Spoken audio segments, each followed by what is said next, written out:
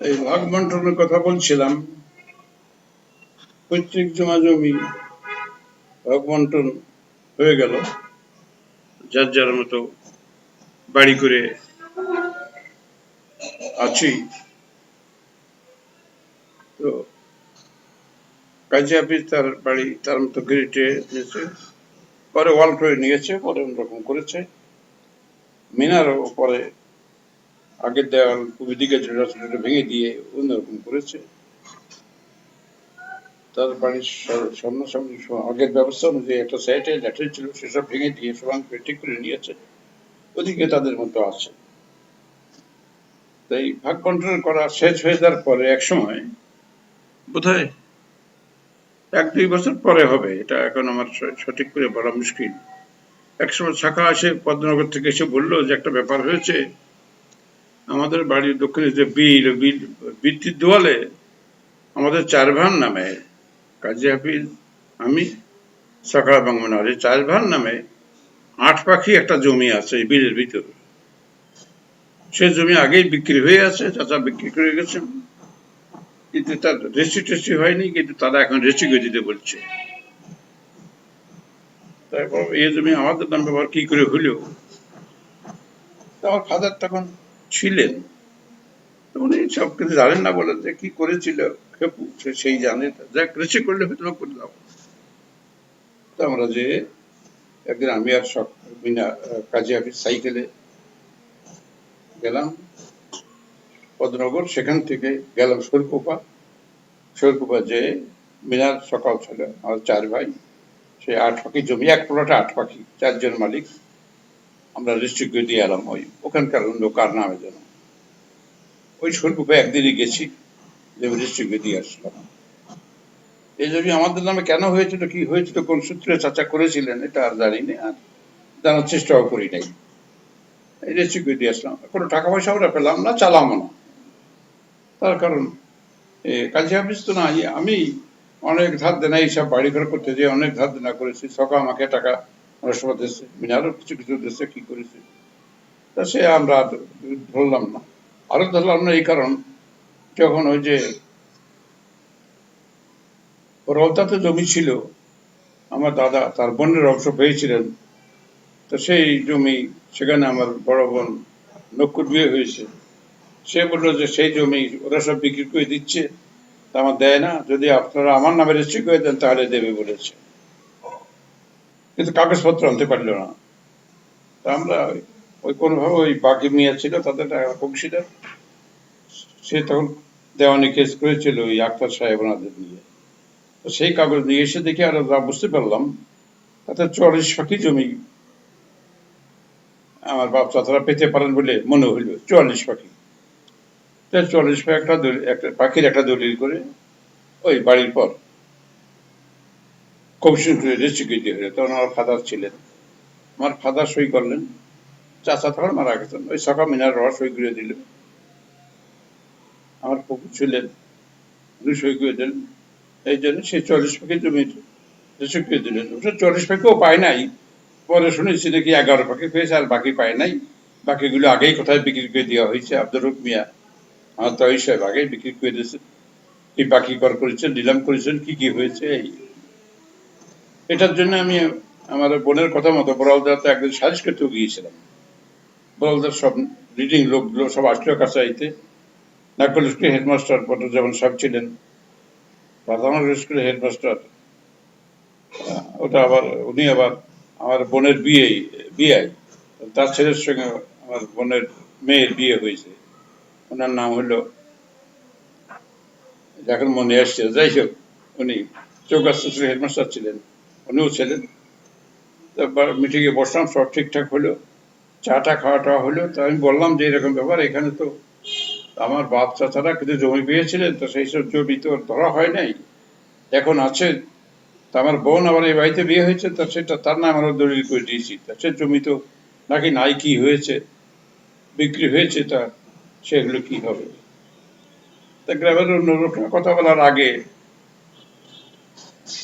বদর সাহেব, নাকল স্কুলের মাস্টার, আমার খুব বন্ধু, ঘনিষ্ঠ মানুষ, আমি তো স্কুলে হেডমাস্টার ছিলেন আমার সঙ্গে, পরবর্তী পর্যায়ে আমার খুবই শিক্ষক সমিতিতে ব্যক্তিগত পর্যায়ে খুবই ঘনিষ্ঠ লোক। উনি বলেন, স্যার আপনি তো জমি এখানে ধরতে চাচ্ছেন, যেসব জমি আপনি বলতেছেন না আপনি, ওসব জমি তো আমি আর ওই নাম বলছে, নাম মনে করতে পারছি না এখন, ওই যে রসুল ফকির সাহেবের ছেলে, বড় ছেলে, আমি আর ওরা তো বেশিরভাগ জমিটা আমরাই কিনে নিছি। আমি তো শুনে যাদের দিয়ে আমি সালিশ করবো,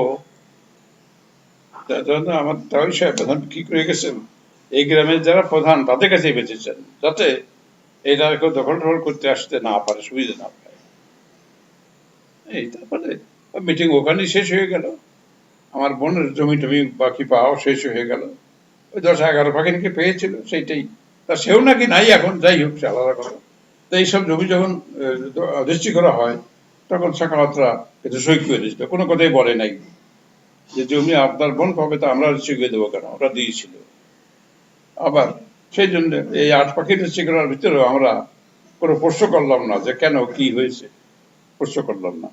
আর বদনগরে যে বললাম যে আমি জানি যে 70 পাখি জমি আছে, তাদের খেলার মাঠ, ঈদগাহ, প্রাইমারি স্কুল, হাট, রাস্তা, যে বাদ যে অন্তত 40-45-50 পাখি তো থাকবে, তার মাত্র আছে 11 পাখি। আমার ফাদার বললেন যে ও কিছু না, যা আছে তাই ভাগ পেয়ে দাও। ফাদারের কথা মতো আমরা ওই 11 পাখি ভাগ করে দিলাম। 11 পাখি পদ্মনগর থেকে দেওয়া হলো, আর বাকিটা তখনপুর থেকে দেওয়া হলো। এইভাবে আমরা সব ছেড়ে ঘিরে দিয়ে একটা শান্তিপূর্ণভাবে করে দিলাম, কোনো অসুবিধা হয়নি। ভুল বুঝাবুঝি, রাগারাগি বা মনে ক্ষোভ এমন কারো থাকলে বলে আমার তখন মনে হয় নাই। পরবর্তী পর্যায়ে কিছু কিছু কথা কানে এসছে, কাজী হাফিজ নাকি বলেছে যে বা কেন এরকম হলো। পরবর্তী পর্যায়ে নাকি শুনেছি তখন যে বাড়ি ভাগ করেছি কাজী হাফিজ এবং মিনারের ভিতর, এটা কাজী হাফিজও নাকি বলে যে ভাগ ঠিক হয় নাই, মিনারও বলে যে তাদের খারাপ অংশ দেওয়া হয়েছে, এইসব বলে। আমি যখন বলি যে খসড়া করার পর তারা সই করেছে, দেখে সই তো তারা নিয়েছে, তার উত্তর তারা নাকি দেয় যে তখন আমরা বুঝিনি, উনি বলেছেন সই করে দিয়েছে, আমরা পড়েও দেখিনি। এই সমস্ত কথায় আমি অপরাধী, আসামি পক্ষ, আমি ভাগ করেছি, আমি দায়ী। আমি সেই দায় স্বীকার করি। আমি কোন মেলা ভাইয়ের উদ্দেশ্য দিয়ে কিছু করি নাই। আমি তখনকার দিনে বাস্তব অবস্থা যেটা করা সম্ভব বলে মনে হয়েছে তাই করেছিলাম, তাই করেছি। এবং আমি আজও মনে করি যে আমি আমার বিবেকের কাছে পরিষ্কার। আমি এই বেশি পেলে কম পেলে, সেটা তখনও বলেছিলাম, কি বেশি পেলে কে কম পেলে এটা খেয়াল করা হয় নাই। তখনকার বাড়িঘর রেখে 2 ভাগে যেভাবে দখল করা সম্ভব সেইভাবে করে দিয়েছিলাম। তখন কলিং হওয়ার পর ভেঙে সরাই করা যায় এটা বাস্তব অবস্থায় ছিল না। আবার মিনারের ভাগে যে ওয়াল দেওয়া ঘর, সেটাও ভেঙে এটা বাস্তব হয় না। সেই জন্য আমি রেখে করেছিলাম। তা যাই হোক, এখন আর সে কথা আসে না, সেভাবেই তারা আসে। কাজী হাফিজ এবং মিনার আসে, এদের ভিতর মাঝে মাঝে কোনো কোনো ব্যাপারে দ্বিমত হয়ে কানে আসে। তো এরপর একটু চলে গেছে, আমার ফাদার মারা গেছেন 94 সালে। এরপরে একসময় কথা আসলো যে পদ্মনগরের সখারা যে বাড়িতে থাকে, সেই বাড়ির প্যারালাল দক্ষিণে একটা জমি আছে, বাঁশঝাড় আছে, কিছু গর্ত আছে, কিছু উঁচু জায়গা ভিটে আছে, কুয়া আছে, আরো বাঁশঝাড় আছে, অনেক অনেক, বোধহয় 1.5 পাখি 2 পাখি 3 পাখিও হবে, কত পরিমাণ সীমানা আমি জানি না। জঙ্গল তো, জঙ্গলের ভিতরে সেখানে একটা ঘরও ছিল আগে, লিবারেশন হলের ভিতরে, সেই ঘরে বসতাম আমরা, ওই সেই বসে রেডিও শুনতাম সেখানে, সেই ঘর। সে জায়গাটার নাম হলো কহার ভিটিয়ে। কহার ভিটিয়ে, কহা বা কহমান বলে কেউ বোধহয় কোনো কালে ছিল, সে জায়গার নাম কহার ভিটিয়ে। ভিটিয়ে পরে একটা কুয়া ছিল, সেই কুয়া থেকে পানি নিয়ে ধোয়াধুয়ি করে কাপড় কাচা টাচা হয়।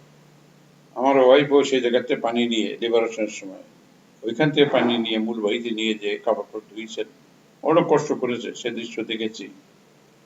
তো যাই, সেই কহার ভিটে, এখন সেই কহার ভিটের মালিক হয়ে গেল আমার আমার ফুফা, ফুফার ছেলেরা, কাজী ইসাক হোসেন, কাজী ইউসুফ, আর তার 2 মেয়ে। এক মেয়ে আমার ওয়াইফ, আর এক মেয়ে বড় বোন, তার বাড়ি ইচ্ছে কাজীকান্দা, রাজবাড়ি কাজীকান্দা বিয়ে হয়েছিল। এরাই মালিক।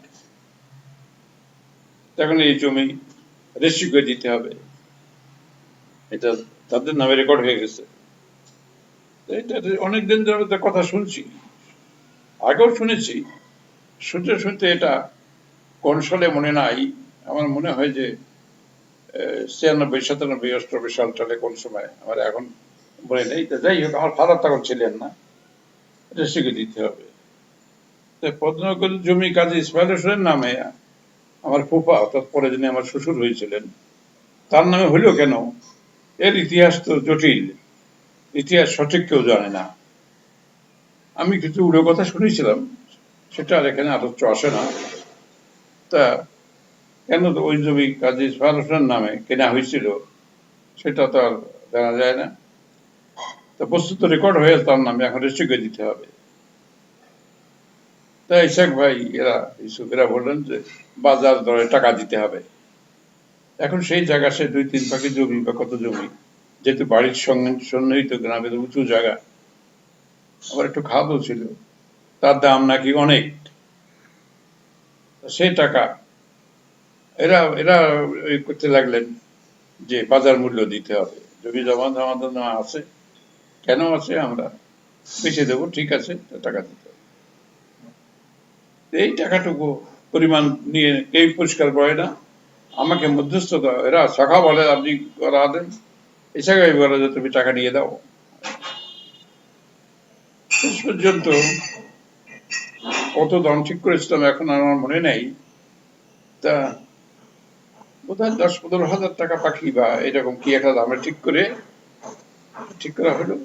তা রেজিস্ট্রি করতে হবে, সেই টাকা আমি সরকারকে বললাম যে এরকম টাকা দিতে হবে, টাকাটাকে রেডি করো। সরকার পরিষ্কার উত্তর দেয় না, খালি রেজিস্ট্রি দিন করে, তারা কিনে আসতে পারেন না। এরকম অনেকবার দিন তারিখ পরিবর্তন করার পর একদিন সাব্যস্ত হলো, তো কমিশন করতে হবে। যারা জমি দিচ্ছেন তাদের বাড়ি ফরিদপুর জেলায়, রাজবাড়ী জেলায়, ফরিদপুর জেলায়, তারা থাকেন ঢাকায়, আর একজন থাকে কাজীকান্দা রাজবাড়িতে, কেউ কোনো সময় আলপাড়া, আর একজন সত্যবরপুর থাকে। তাই কমিশন করতে হবে। জমি হচ্ছে শোলকুপো থানায়,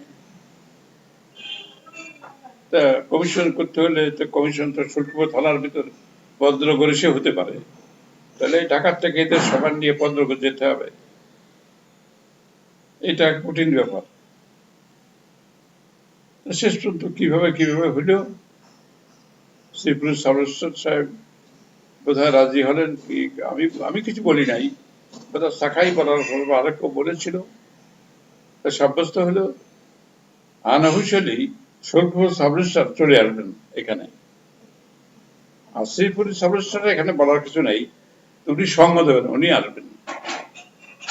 এই করে শ্রীপুর সাবরেস্টার, শোলকুপো সাবরেস্টার, শোলকুপোর অফিসের কেরানি এবং পিয়ন, এরা মোটর সাইকেল করে অনেক লোক দুটো এসে একদিন আমার তখন 2 নম্বর বাড়িতে এসে উপস্থিত হলেন। নাস্তা খাওয়া দাওয়ার ব্যবস্থা করতে হলো। আমার বাড়ি আইছেন এখানে, আমি রাজনৈতিকভাবে একটু পরিচিত মতো লোক, কেউ কেউ, সেই জন্যই তারা শোলকুপো সাবরেশ্বর শ্রীপুর থানায় চলে আইছেন। অফিসিয়ালি স্বীকার করবেন না, কিন্তু বাস্তবে চলে এসেছে শোলকুপো থানায়, শ্রীপুর থানায়। শ্রীপুর থানায় যেহেতু আমার বাড়িতে এসছেন, আবার তার কলিগ শ্রীপুর সাবরেশ্বর সাহেবকে সাথে করে নিয়ে,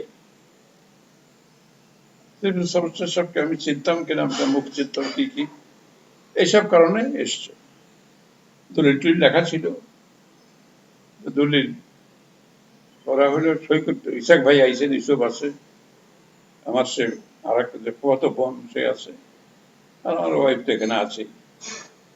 এই এখন দলিল সই করতে হবে সবার।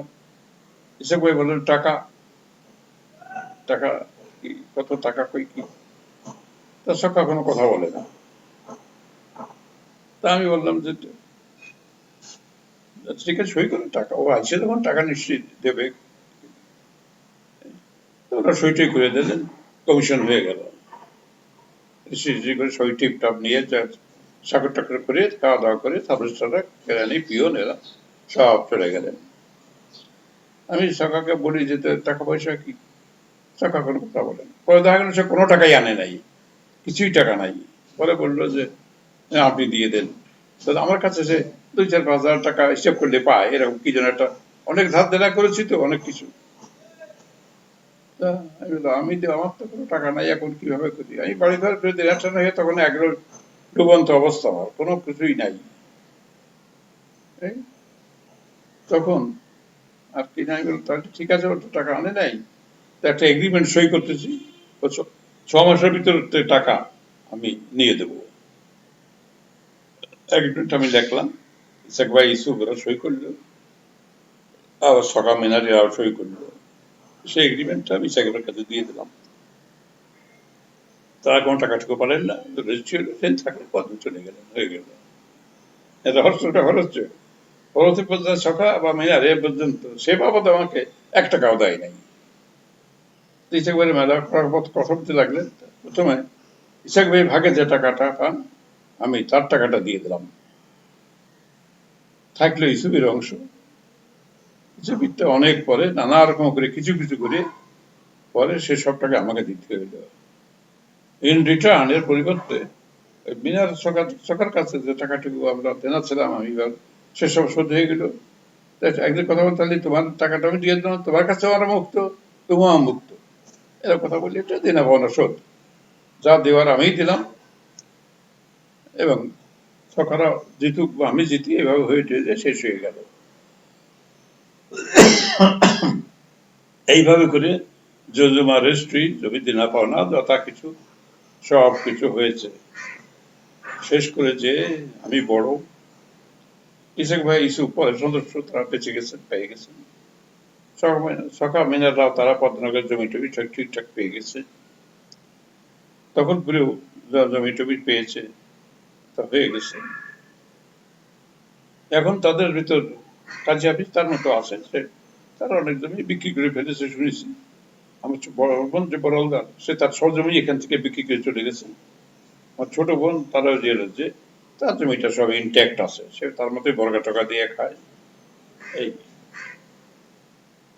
আর আমার ওয়াইফ যে ভাগ পেল, সে ভাগের একটা অংশ আমি এই বাড়ি শুরু করার সময় ওই জাফরজাদ তাদের বাড়ির সামনে 3-35 বিঘা জমি, সেটা আগে ওই জমা লিখিত ভাবে বিক্রি করে রাখছিলাম, পরে রেজিস্ট্রি করে দিয়েছি। এটা আমরা আগেই বিক্রি করে দিয়েছিলাম, সেটা পরে রেজিস্ট্রি করে দিয়েছি।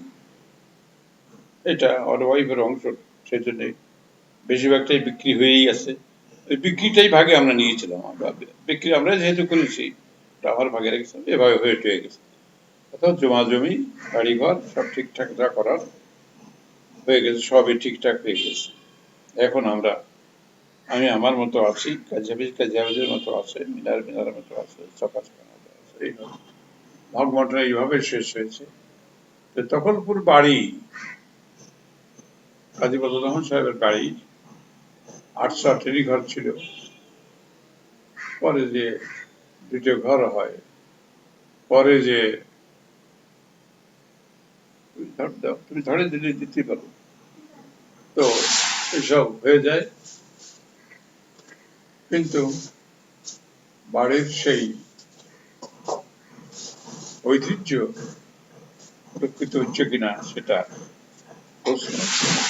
বাড়িতে কাজে প্রায় থাকেই না, এখন প্রায় ঢাকা থাকে, তার ছেলেরা ঢাকায় থাকে, সেই জন্য মিনার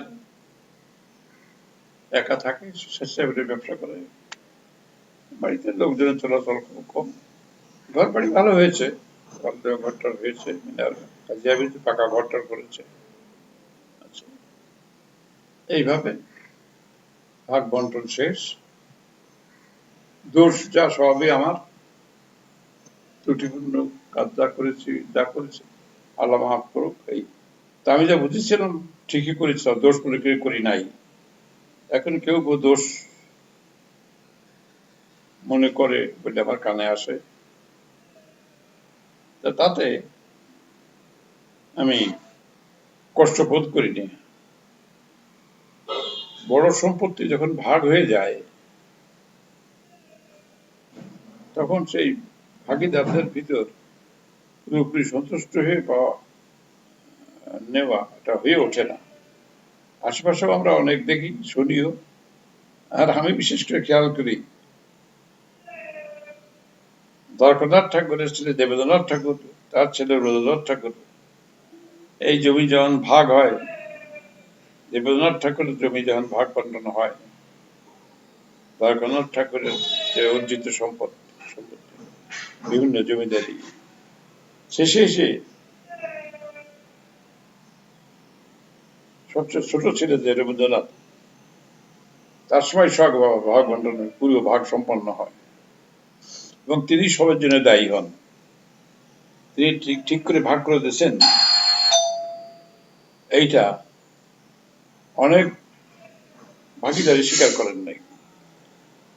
শেষে আপনারা তারা খোঁজ রাখেন, পড়েছেন, পড়াশোনা করেছেন, তারা জানেন সিরাজদার বাড়িতে যখন রবীন্দ্রনাথ ছিলেন, সেখান থেকে তাকে স্যান দিয়ে কেটে মেরে ফেলার মতো উদ্যোগ নেওয়া হয়েছিল। লোকজন এসেছিল, গোপন খবর পেয়ে রবীন্দ্রনাথ খবর পেয়ে বাড়ি থেকে, সিরাজদার বাড়ি থেকে চলে যান, প্র্যাকটিক্যালি পালায় চলে যান। রবীন্দ্রনাথের শখের বাড়ি শিলাইদা কুটি বাড়ি, সেক্ষেত্রে তিনি পালায় চলে যান বলে আল্লাহর ইচ্ছা ছিল জানে বেঁচে যান। পরে যে তিনি রবীন্দ্রনাথের ভাগ্যে এরকম যেন হয়েছে,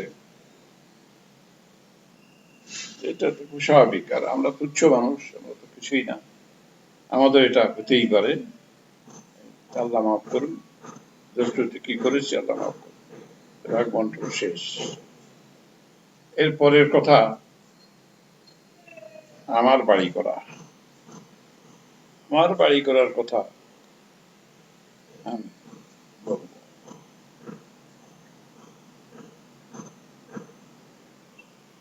আমার বাড়ি করা,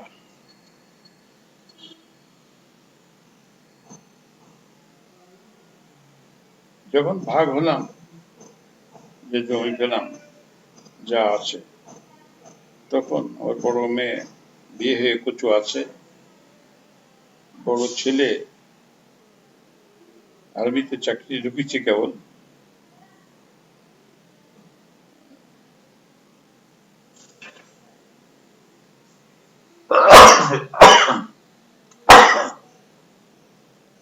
বোধ হয় তখন যশোরেই ছিল না, বদলি হয়ে রংপুরে ছিল, তখন বোধ হয় রংপুরে ছিল। আর ছোট মেয়েটা আমার সঙ্গে বোধ হয় বিএড পড়ে কিংবা ঢাকা ইন্ডিয়ান কলেজে পড়ে, এই অবস্থায়। আর ছোট ছেলে রাজশাহী ইউনিভার্সিটিতে পড়ে। বাড়িতে আমরা, আমি, আমার ওয়াইফ, আমাদের ভাগ্নি মেরি, আর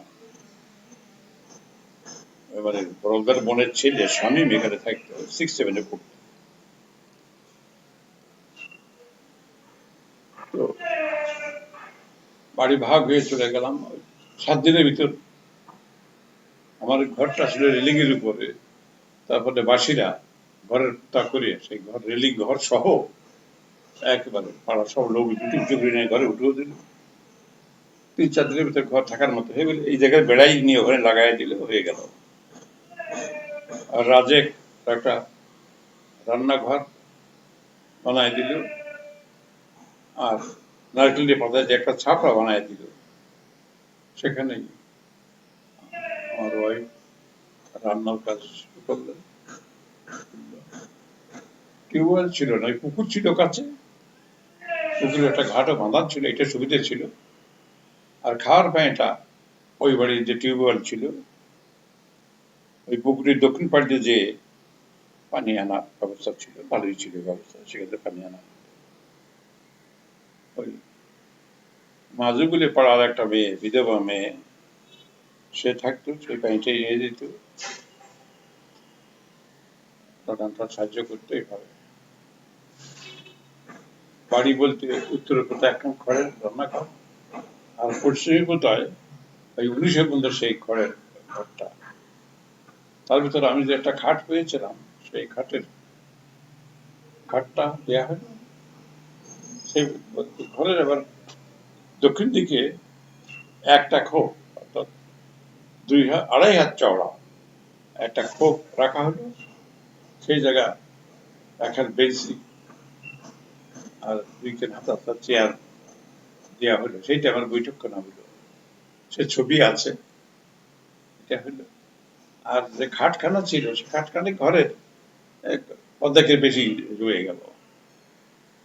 সে খাটটা উত্তর দক্ষিণ করে দেওয়া হলো, খাটের উত্তর দিকে একটা আলনা দেওয়া হলো, তারপর কাপড় টাপড় রাখা হতো।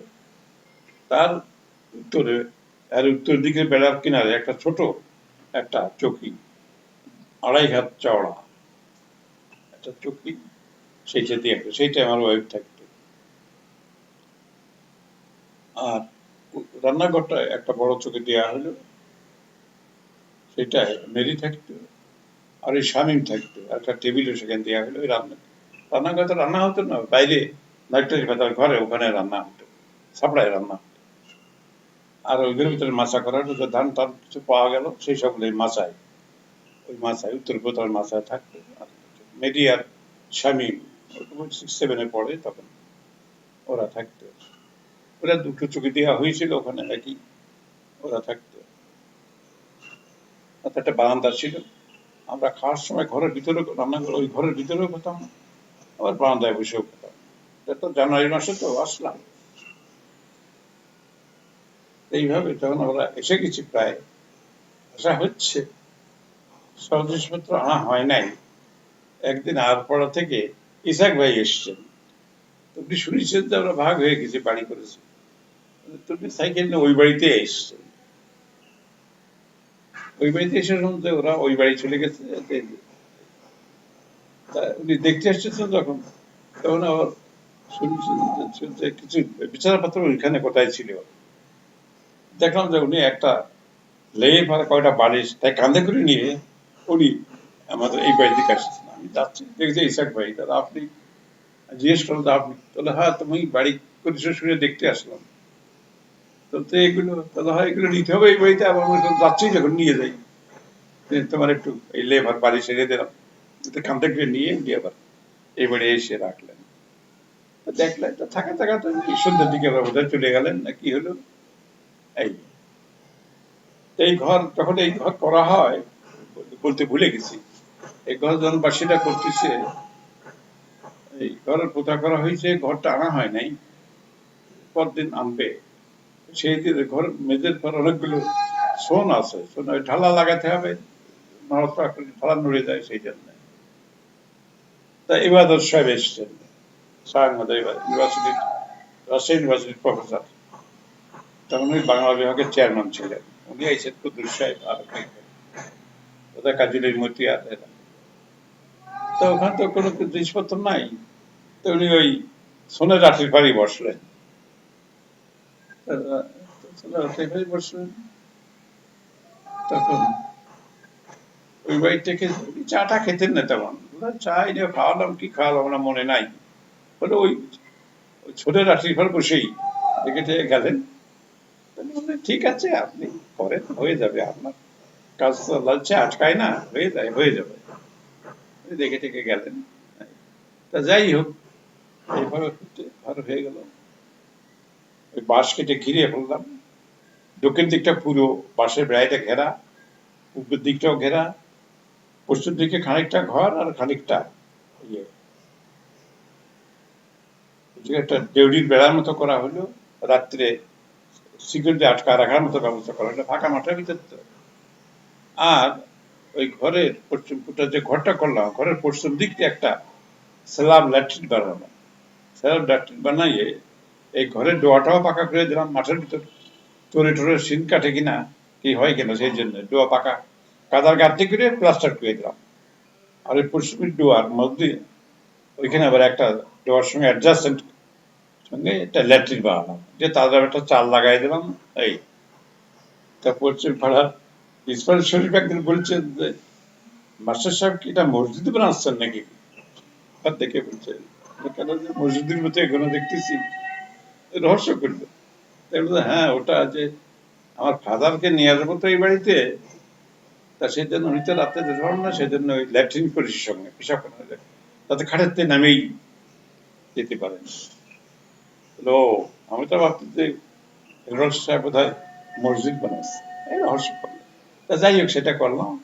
ল্যাট্রিন ট্যাট্রিন কমপ্লিট হয়ে গেলে, খাট টাট দিয়ে যখন হয়ে গেল, আমরা বাড়িতে রান্না টান্না শুরু করেছি ওইভাবে। আমার ফাদারের কাছে যে বললাম যে বাড়ি আমি তো ওখানে করেছি, ওখানে ল্যাট্রিন ট্যাট্রিন বানাইছি, চলেন আপনি আমার ওখানে থাকবেন। উনি বলেন যে যখন আমার যাওয়ার সময় হবে তখন বলবো, তখন নিয়ে যেও। উনি আর আসলেন না। তো এখানে আমার শাশুড়ি আসলেন, উনি ওই খাটে শাশুড়ি থাকতেন ওখানে। ওই তার পাশে রাত্রে বাইরে যেতে পারতেন না, আপনার সঙ্গেই নেমে গেলে ভারী ওখানে পানির ব্যবস্থা রাখতে, পানি বন্ধ থাকতে উনি ব্যবহার করতেন। আর ওনার খাটের উত্তর দিকে একটা আলনা, তার উত্তরে একটা ছোট চুকি, সেটা ওর ওয়াইফ থাকতো। আর বারান্দায়, যে বারান্দা ছিল, বারান্দা দক্ষিণ দিকে একটা চুকাই থাকতো, সেখানে আমি থাকতাম।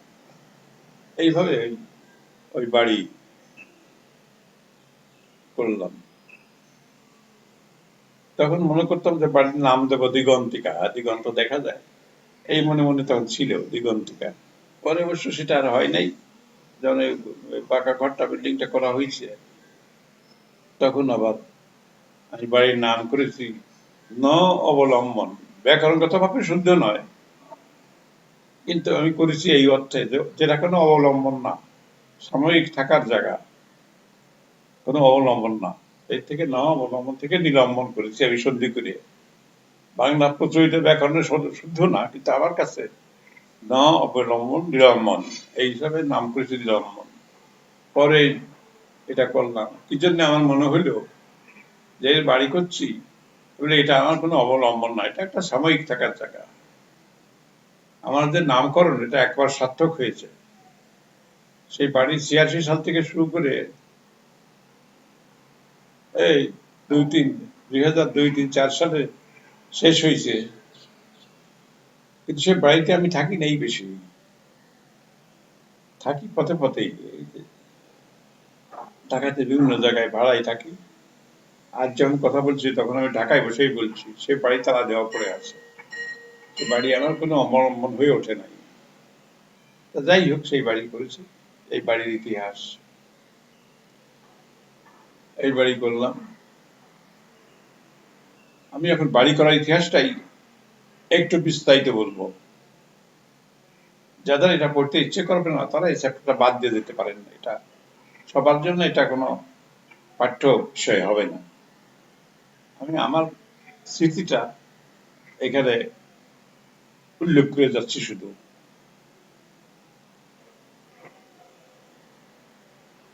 যখন বজলুল কাদের সেই সাবেক বাড়ি, যে বাড়ি করতে তাকে অনেক কিছু করতে হয়েছে, অনেক ঝামেলা, অনেক মামলা মোকদ্দমা, অনেক কষ্ট করতে হয়েছে, সে কথা এখানে উল্লেখ হলো না, অন্য কোনো জায়গা হলে হয়তো বলবো।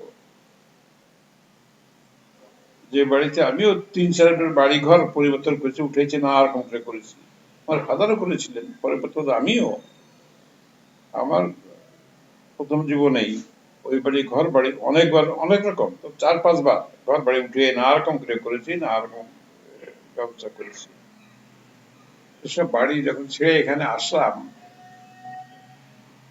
তখন আমার মনে হলো যে কাজেরা আমরা এরকম ভাগ হয়ে গেলাম, বন্ধু কাজের ফ্যামিলি, কিছু ওরা থাকে পদ্মনগর, আমরা এখানে থাকি, আমরা ভাগ হয়ে গেলাম এইরকম। বোধ হয় আমরা একবার ধ্বংস হয়ে যাবো, আমাদের আর কোনো চিহ্ন থাকবে না। আমার এটা মনে হইলো যে ঠিক তো বোঝা যাচ্ছে না। আমরা এখানে ছিলাম, মতি কাজী, বজলু কাজী এরা ছিলেন, তার আগে কাজী সিরাজউদ্দিন, তার আগে কাজী আমিনউদ্দিন, এরা ছিলেন। তোমার তো থাকবে না, কিছুই পৃথিবীতে থাকে না, তবুও একটু মনে থাকার জন্য আমার কেন খেয়াল হলো যে এখানে আমি একটা ওয়াল দেওয়া ঘরটা কিছু করবো, যাতে একটা চিহ্ন থাকে। আর একটাও ব্যাপার ছিল, মাঝে মাঝে আমাদের খুব ঝড় হতো, এখনো হয়, ঝড়ে আমি খুব ভয় পাই, ঘরটা ভেঙে গালপাল পড়ে কিনা, টিন মিনে কেটে যায়, এখানে এইসব ভয় থাকে। মনে করলাম ফাঁকা জায়গা, তখন যেখানে এখানে বাড়ি করলাম, এই জায়গাটায় তখন আমাদের আসমত আলী মোল্লা, স্কুলের ক্লাব, আসমত এখানে কপি এবং ওলকপি এবং বাঁধাকপি আর মরিচ লাগাইছিল, তারও ছবি ফটো আছে। সেই কপি ক্ষেতের ভিতরেই আমরা ঘর শুরু করলাম। আমরা যখন বাড়ি বাস করা শুরু করলাম তখন উঠানে অনেকগুলো বাঁধাকপি ছিল, দিয়ে দিনে আমরা সেগুলো খেয়ে ফেলেছি। আসবো তার দিকে আসে নাই। বাইরের দিকের মরিচ গাছগুলো কাটা পড়ে গেছে, ফেলে দেওয়া হয়েছে। ভিতরে বেড়ার কিনার দিয়ে পাতাকপি গুলো অনেকদিন ছিল, দিয়ে দিনে খাওয়া হয়েছে। যে ঘর করলাম সে ঘরের বড় বড় করে পেলা দিয়েছিলাম আমি, যাতে ঝড়ে সহজে ফেলতে না পারে। তাও যখন ঝড় কাল আসলো, তুমুল ঝড় হলো একদিন, সন্ধ্যের পরে রাত 8টার দিকে তখন সাংঘাতিক ঝড় হলো। ঝড়ে ঘর উঁচু হয়ে পড়ে যায় এরকম। সেদিন আমার বাড়িতে একটু খাবার ব্যবস্থা ছিল, আমার বড় মেয়েটা ছিল, আমার জামাই হামিদুল ছিল। তা হামিদুল ঘর উড়িয়ে যায়, তো ওই পাড় ধরে ঝুলিয়ে থাকলো। খুঁটি থেকে চাল উঁচু হয়ে যায়, ওই ঘর পাড় ধরে ঝুলিয়ে থাকলো। যাই হোক, ঝড় থেমে গেল, কিছু কিছু ঢালপালা গাছপালা ভেঙে টেকে গেল। ঝড় থামলে ওই কালিওভার ছেলে আনোয়ার, ও দেখে হারিকেন নিয়ে আইসে দেখতে। কি ব্যাপার? তো বলে, চাচা দেখতে এলাম যে আপনি তো ফাঁকা মাঠের ভিতরে ঘর উঠেছেন, যে ঝড় দেখলাম যে ঝড় ঘর উল্টে গেছে না, আপনি আসেন কিভাবে? না, আল্লাহ রক্ষা করেছে, এটা আমরা ভালোই আছি, অসুবিধা হয় নাই, যাবে দিকে দিকে চলে গেল। আমার ওভারের ভাই কাজী হাফিজ ইসলাম মিনার, এরা কিন্তু দেখতে আসে নাই।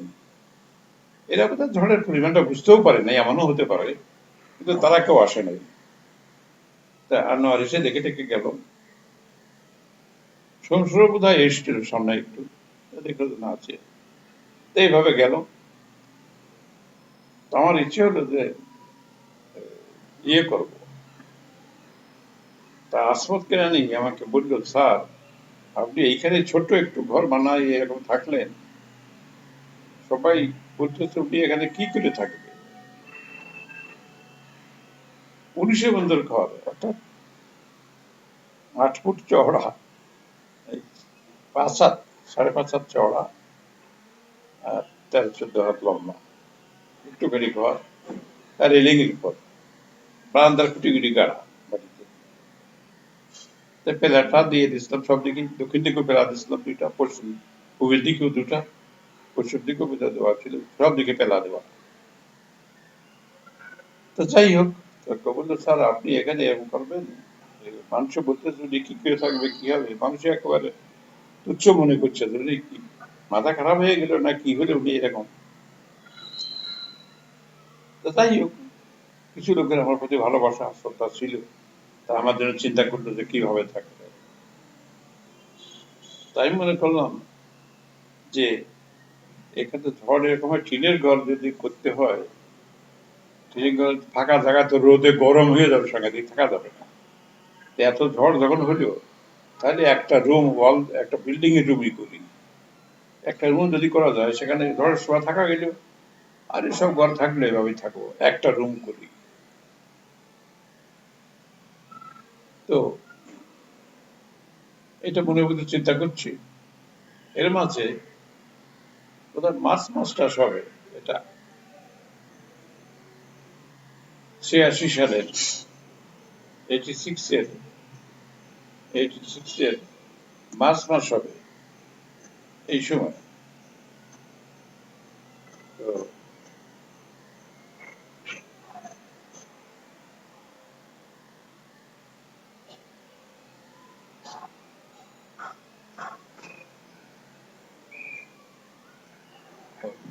কাজী মিনার তার বিবাহ বার্ষিকী করতেছে, দুপুর সময় খাওয়া দাওয়ার খুব ব্যবস্থা, তার বন্ধু বান্ধবরা আইছে। ওই যে সোনাতন্দির বুলবুল, খালেক বিশ্বের সাহেবের ছেলে, নুরুল বিশ্বের সাহেবের ছেলে, ও ও মিনারের বন্ধু, ও আইছে। ও একজন সাব অ্যাসিস্ট্যান্ট ইঞ্জিনিয়ার, কোথায় চাকরি করে। ও আমতলী স্কুলে আমার ছাত্র ছিল, আমার কোনো খেয়াল নেই, 6-7 ছিল। ও আমার ছাত্র, খুব সুন্দর চেহারা, ভালো লোক, খুব ভালো। তো আছে সেখানে, সেখানে খাওয়ার আমারও ব্যবস্থা ছিল। তা ওরা সব কাছারি ঘরে বসে খুব সাজ শকত করে অনুষ্ঠান হলো, খাওয়া দাওয়া হলো, আমিও খেলাম। দেখার পর ওরা রোদে দাঁড়াইছে সামনে, কাছারি ঘরের সামনে রোদে দাঁড়াইছে। ওখানে একটা সিগারেটের খালি প্যাকেট পড়ে আছে এবং তাদের ভিতরে কেউ খাইছে, আমার সাথে কেউ খাচ্ছে না। তা আমি বললাম, ওর নাম ডাকতাম বুলবুল। বুলবুল, আচ্ছা আমি একটা রুম করবো, হয়তো ফাঁকা জায়গা গেছি, ঝড় হয়, আবার ঘর ফাঁকা জায়গা রোদও হবে, তা একটা রুম যদি করি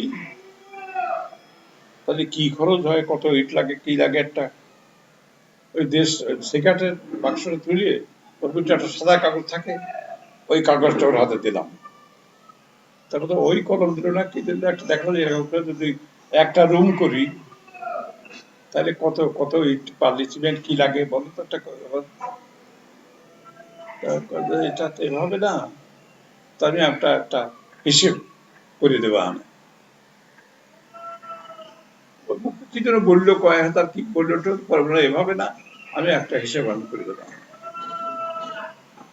চলে গেল। তারপর দিনই বোধ হয় কোনো সময় ও চলে এসছে আমাদের ওই বাড়িতে, এসে বলতেছে, আপনি নকশা করতে বলে এক রুম করতে বলেছিলেন, আমি করেছি, এক রুমের যদি করবেন একটা দরজা তো আপনার লাগবে, দরজা রুম খুললে কোন দিকে করবেন, দক্ষিণ দিকে একটা দরজা করতে হয় না, দক্ষিণ দিকে, তাহলে দক্ষিণ দিকে করলে তো করলাম, তাহলে উত্তর দিকে না করলে আপনি আসবেন কি করে, এটি ঘরের ভিতরে আসবেন, তাহলে দুই দিকে দুটো করো, বিল্ডিং ফাঁকা যায় করছেন, তার সঙ্গে বারান্দা না করলে সব পানি ঘরের ভিতরে চলে আসবে, তা বারান্দা দেওয়া লাগে, তাহলে বারান্দা দেওয়া একটু ছোট করে, তা বলছে যে উত্তর দিকে তো দেওয়া লাগে, উত্তর দিকে তো বারান্দা না দিলে হয় না, নকশা আঁকলো। তারপর বলছে তা না করে তাহলে এই দক্ষিণ দিকে দরজা না করে এই পশ্চিম দিকে একটা দরজা করি আর উত্তর দিকে একটা দরজা করি, করে এইখানে এই রুম যোগ করে দিই, তাহলে তাই বললো। শেষে দাঁড়ালো তো তা না, দুটো রুম না করলে হয় না, দুটো রুম করলে এদিকে একটু বারান্দা থাকলো, দক্ষিণ দিক বারান্দা হলো, আর পূর্বে একটু বারান্দা থাকলো, তাহলে পূর্বের বারান্দা করে একটা হিসেব করে দিল যে কয় হাজার ইট লাগবে আর কি লাগবে, চলে গেল। তো তখন সেবার আবার আমাদের আনোয়ার, ওরা তখন জাপান থেকে এই টাকাটুকু আছে না কি জন্য হয়েছে, অনেক টাকাটুকু, টাকাটুকুতেও ওই হাকিমদের বাড়ির পালানে অনেক ইট কাটলো আনোয়ার। তো ওকে আমি কয়শো টাকা দিয়ে বললাম যে আমি তো ওখানে একটা রুম বানাতে চাচ্ছি, তা তুই কিছু ইট দিয়ে, আমি টাকা দিলাম আর কিছু টাকা পরে দেব। তো ওর তো টাকা অনেক বেশি না, তাই বুঝিনি, মনে করছি কি জানি অনেক টাকা বোধ হয়, ইট কাটতো অনেকই, তো আমি কিছু ইট দেবো, তার টাকা সব দেবো না, এই আমার মনে মনে চিন্তা ছিল। তারপরে ইটও দিয়েছে ঠিকই, পরে খেয়াল করে দেখলাম আমি যে টাকা দিয়েছি ঠিক সেই পরিমাণ ইটই হতেছে, আর দিল না, বিক্রি হয়ে গেছে, বাকিটা বিক্রি করে দিয়েছে, আমারটা পৌঁছায় দিয়েছে, ঠিক যে টাকা দিয়েছি সেই পরিমাণ।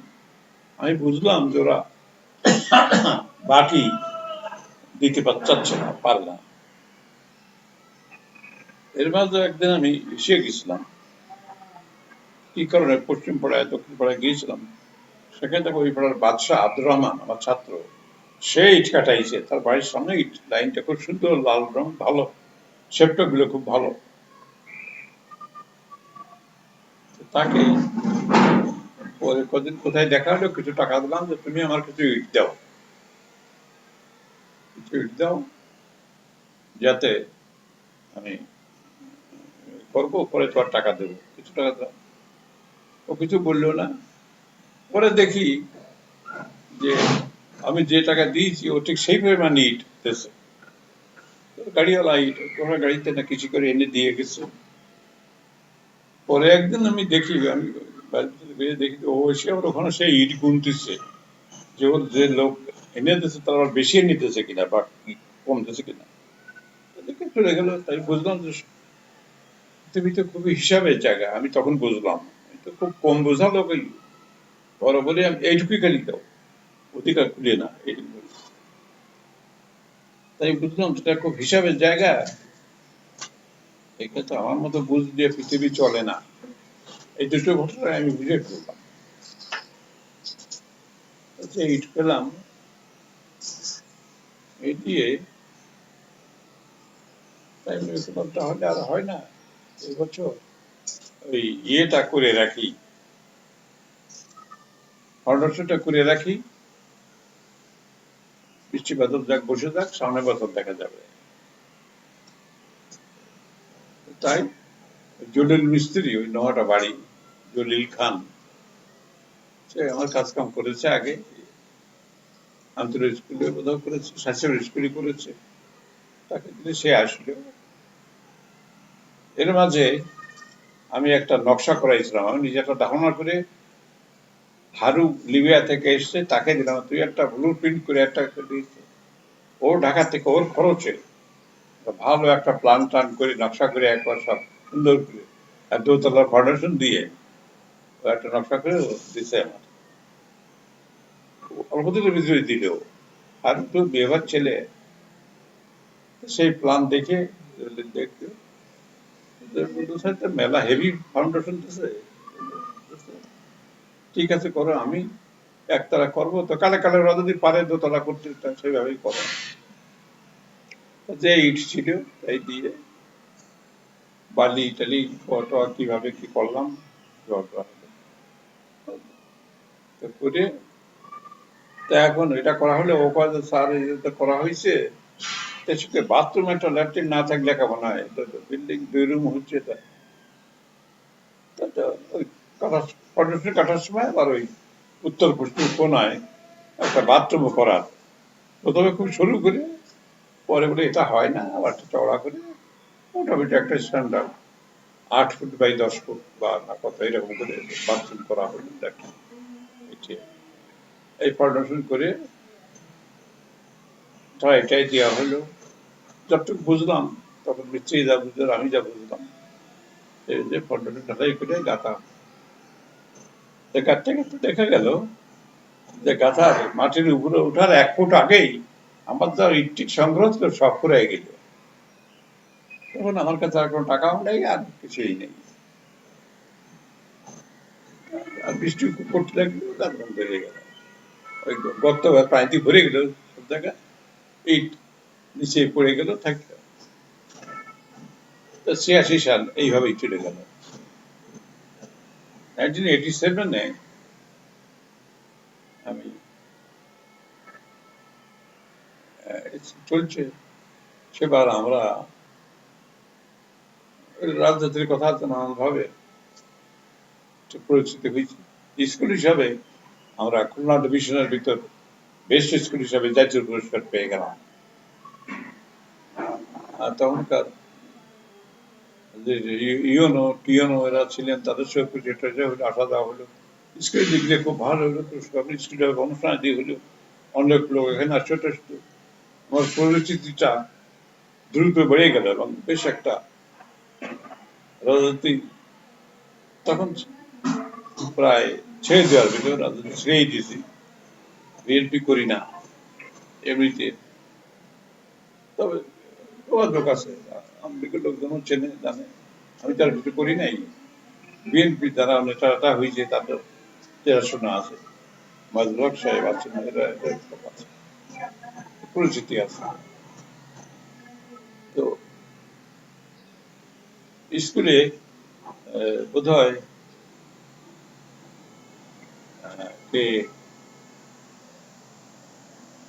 তখন ইউনো ছিলেন, কিছু টাকা দিলেন বোধ হয়, তাদের একটা ঘর করা হলো উত্তর দিকে, এই ঘরটা করা হলো। তো একদিন নাকলের আতর মির্জা সাহেব, উনি একজন এই শ্রীপুর ইউনূস সাহেবের অধীনে ওই কন্ট্রাক্টটাই, ছোট কন্ট্রাক্টটাই করে। আর ওনার রওদার মোড়ে একটা ইটের ভাটা আছে, স্টিল ইট তৈরি হইতো, STEEL, স্টিল ইট, খুব ভালো ইট, আর শেপ সাইজ ওরা খুব ভালো। ওই ভদ্রলোক আমি মুখ চিনি, কথা বলতে নেই। উনি একদিন এসে দেখি আমি যে ঘর করছি, ওই ঘর ঘুরে দেখতেছেন সন্ধ্যের দিকে। আমি একটু এগিয়ে গেলাম মাঠের দিকে, উনি এগিয়ে আসলেন। তাহলে কি দেখছেন? তো স্যার, আপনার যে ঘর করছেন এটা আমি দেখলাম, আমিও একটা কোন স্কুল করার কন্ট্রাক্ট পেয়েছি, যে সেটা করবো। তো তা আপনার ঘরটা কেমন করে করেছে, আমি এইরকম আমি সেখানে করে দেবো। আমি একটু কন্ট্রাক্টর পেয়েছি, আমি করবো, আমি করে দেবো। আপনি দেখে টেকে গেলেন। তাহলে তা কি কথা কথা হলো, তাহলে আপনি কি করেন? বলছে, আমাদের ইট আছে ওখানে, আমি ইট কারখানা করে আর এই করে দেবো। কোথায় ইট? হ্যাঁ, স্টিল ইট তো খুব ভালো। তাহলে ওটা আমারই কারখানা।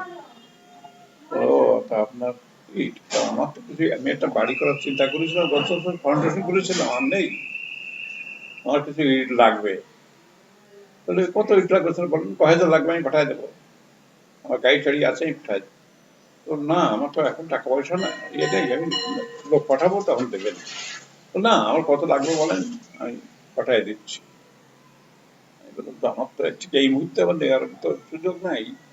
বলে, আপনি বলেন, আপনি যখন দেন টাকা দেবেন। তো উনি তখন আমার যে সুনামটা হয়েছে, সমাজে একটা প্রশংসা হয়েছে, রাজনৈতিক ভাবে, সামাজিক ভাবে, শিক্ষক হিসাবে, এইসবগুলো বোধহয় কাজ করলো। আপনি আমাকে কট্টরটি ভাবে চিনতেন, তো জানতাম না। তা দুদিন পরেই দেখি যে উনি ইট পাঠা দিচ্ছেন। কয় হাজার, 7-8 হাজার, 10 হাজার, কয় ট্রাক ইট একবার পর এসে দিয়ে গেল। খুব ভালো ইট। কয় ট্রাক দিলেন তা আমার মনে নাই, কিন্তু আমি কোনো টাকা পয়সা দিলাম না। পরে, তার 2-4 মাস পরে কিছু কিছু করে টাকা দিয়েছিলাম। Still it. উনি যে ইট দিলেন, সেই ইটে আমাদের নিচের তলাটা সম্পূর্ণ ব্যথা হয়ে গেল। দেওয়ালটা অগাটা, দেওয়ালটা অগাটা, খুব সুন্দর ইট, খুব ভালো কাজ হয়ে গেল।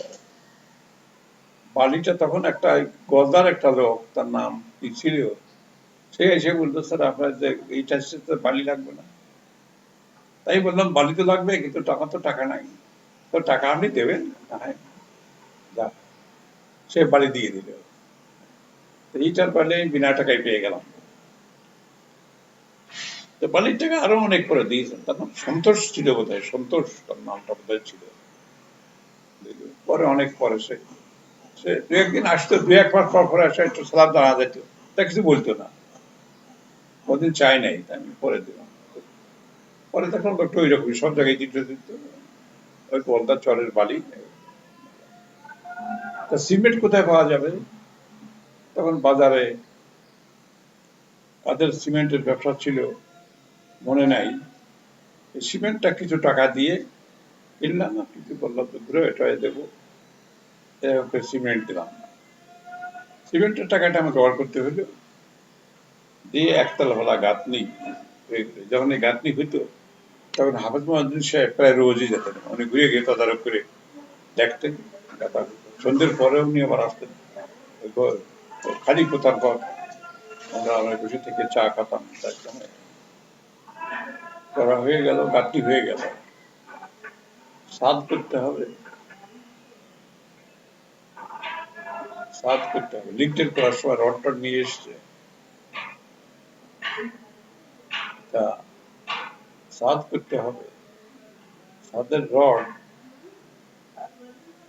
আনতে হবে। রড কোথায় মাগুরা যে আনে, আসপতি যায়, ওই 1 ঘোড়া গাড়ি বা 2 ঘোড়া গাড়িতে দেওয়া হয়, এরকম করে। ঘোড়া গাড়িতে তো ভ্যানে ভ্যানে করে নিয়ে আসে। তখন তো এত দাম না, কিছু কিছু করে আনে, ওই 2-4 মন করে আনে আর কি, 5 মন 7 মন, এক ভ্যানে যা পারে এরকম। এভাবে করতে করতে হয়ে গেল। সাদ করতে হবে। সাদের সময়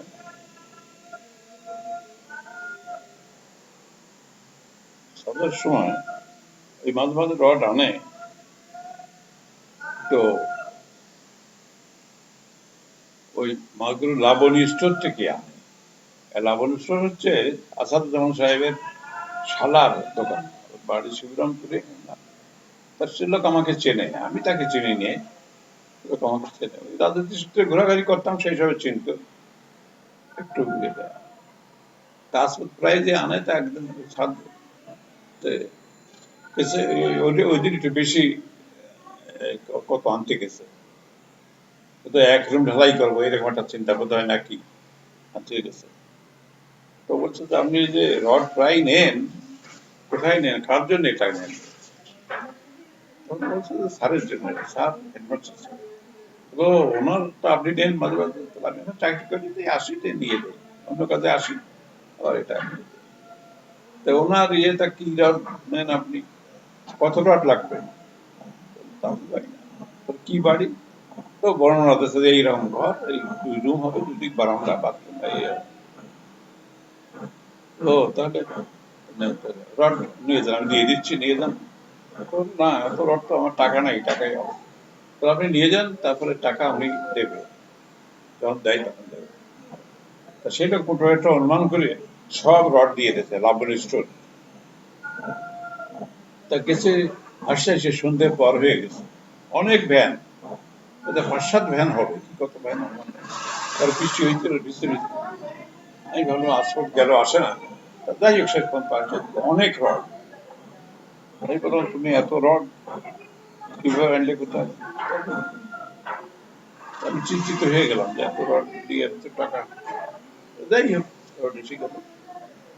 পরে ওই লাবণ স্টোরে সেই ভদ্রলোক তারপরে থেকে 1 বছরের ভিতরে কোনোদিন আমার কাছে, আমার কাছে না ওর কাছে, আমার সাথে দেখাই হয় নাই। 1 বছর পরে একদিন উনি ওই তার কাছ থেকে রড এনে আমাদের মিজান ব্যবসা করতো, তার দোকানে হিসাবপত্র করতে আইছিল, শুনছি। আমি শুনলাম যে এরকম করছে, লোক আছে এখানে। আমি তার ডাকলাম, তা সেদিনই দেখলাম তাকে প্রথম। বললো, আপনি আইসেন ওখানে দেখেন? তাহলে তো মিজান সাহেব আমার কাছে কিনা ইয়ে আছে তো, আমি দেই, সেখানে এসছি। তা এখানে আসেন নাই? তাহলে এখানে আসলে আপনি মনে করবেন যে কি আমি বোধহয় টাকার জন্য এসেছি। বলে হ্যাঁ, আপনার টাকাটা আমি দিতে পারিনি, অল্প কিছু দিচ্ছি। আর আপনি যখন দেন, আমি তো আপনাকে বলেইছিলাম আমরা ওই কেরানি আছে, আমি তো বলেছিলাম যে আমরা টাকা বাকি দিই, আমরাও বাকি আনি আর বাকি দিই, পুরো টাকাটা মার না যায়, এইটা আমাদের লক্ষ্য থাকে। ব্যবসার ক্ষেত্রে বাকি আনা হয়, বাকি দেওয়া হয়, সবই হয়। একটু চা খেয়ে চলে গেল, খুব ভালো লাগলো। তারও 4-5 পরে আমি টাকা শোধ করেছিলাম। সে ভদ্রলোক কোনদিন চাই নাই, সে লাবণ স্টোর, তার নাম এই মুহূর্তে মনে আসছে, আসাদ সাহেবের শালা হয় সে। আসাদ সাহেবের কিন্তু আমার রাজনৈতিক প্রতিপক্ষ, এইসব সবই ঠিক আছে, কিন্তু ব্যক্তিগত পর্যায়ে আমাদের সম্পর্ক এরকমই ছিল। সে কথা, আসাদ সাহেবের কথা পরে অন্য সময় বলবো। এবারে ওরা আসলো, ঢালাই হয়ে গেল, আর ঢালাই হয়ে গেল। কিভাবে হলো? একতলা কিন্তু হয়ে গেল, সিঁড়ি টিড়ি সহ। না, সিঁড়ি হলো না, সিঁড়ি হলো না, এখানে রুমগুলো হলো একদম ঢালাই হয়ে গেল, নিচে প্লাস্টার হয়ে গেল।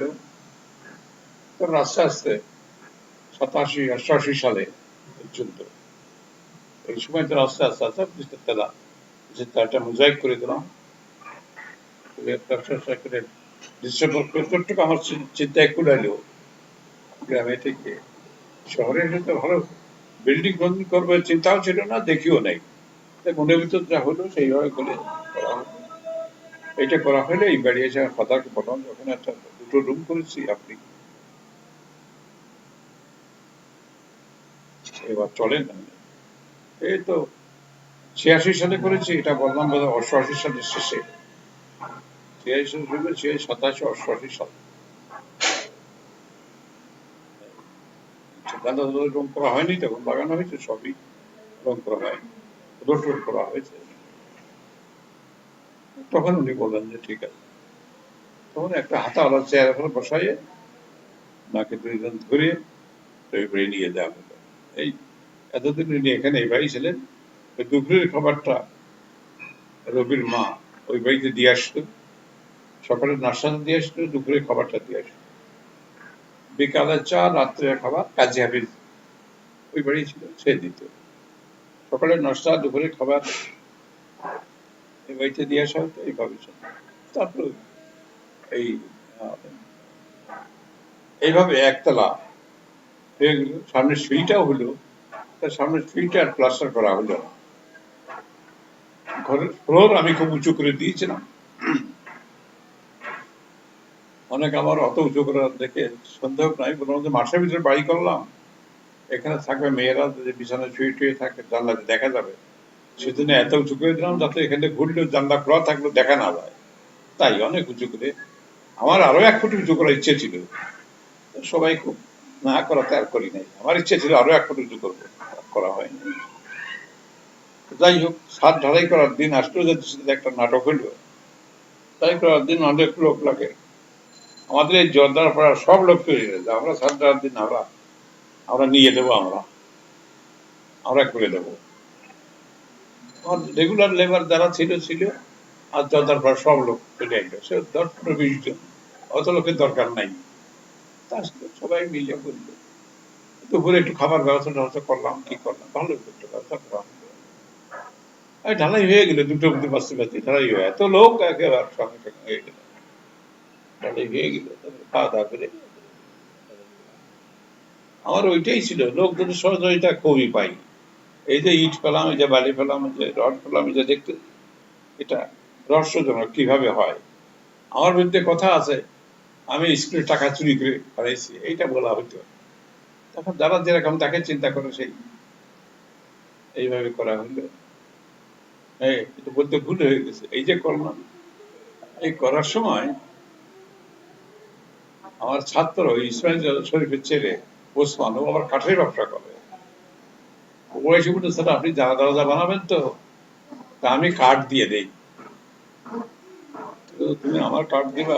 আমি তো টাকা দিতে পারবো না, টাকা ঘুরেও ঘুরেও দেবো। দেবেন, দিলেই হয়। আমি দেবে কাঠের খড়ির ব্যবসা করি, তো গাছ কাটি, তো অনেক কাঠ হয়। তাই বললাম আমি সবই কাঁঠাল কাঠ দেবো, ছোট কাঁঠালই দেবো। সে কথা হলো, চৌকাঠ, পাল্লার সমস্ত কাঠ কাঁঠাল কাঠ, খুব ভালো দেখে বড় বড় বুড়ো গাছের কাঠ নিয়ে অনেক টাকা পয়সা দিচ্ছিলাম। শেষে এসে একটু বেজার হয়েছিল, আমি অনেকদিন ধরে দিলাম তো, তাতে বলতো না, তাতে একটু ক্ষুব্ধ হয়েছিল, সব টাকা দিচ্ছে না, দেয় না, এরকম একটা ভাব প্রকাশ করেছিল।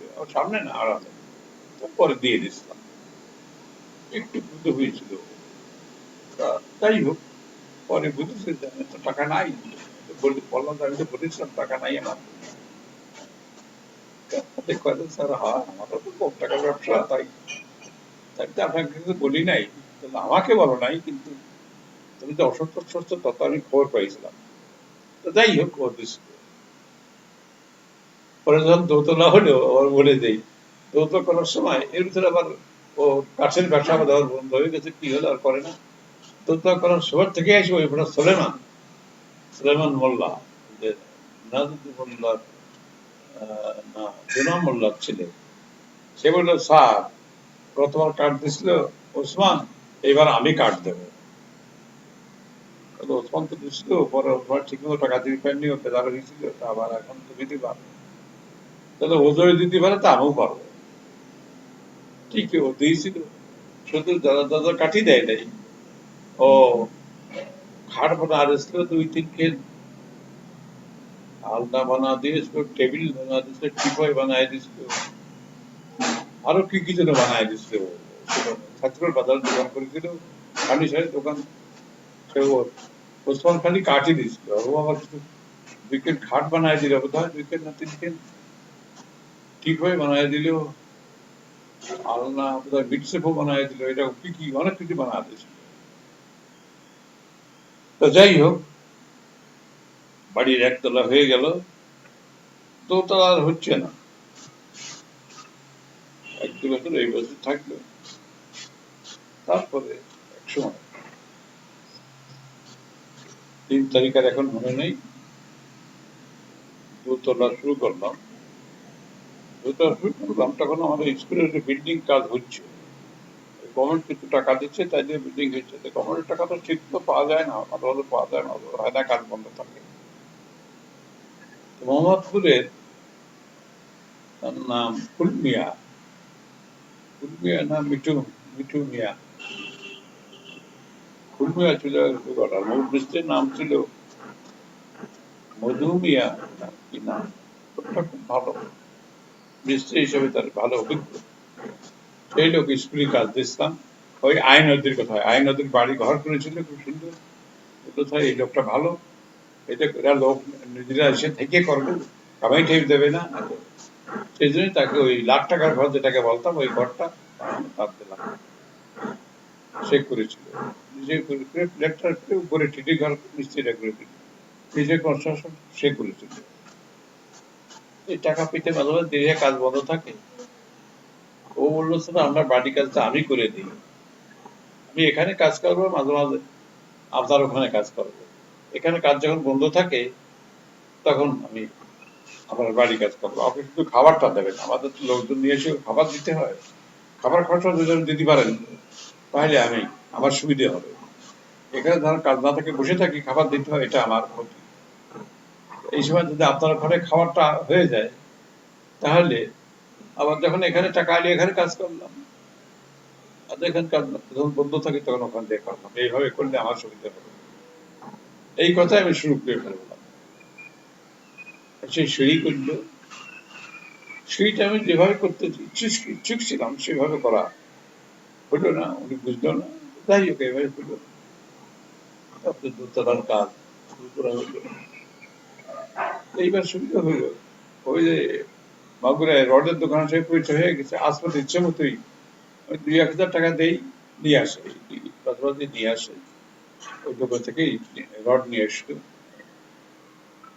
তারপরে রডের জন্য আর কোনো চিন্তা থাকলো না, বালি ওই যে ওই লোকই দিত।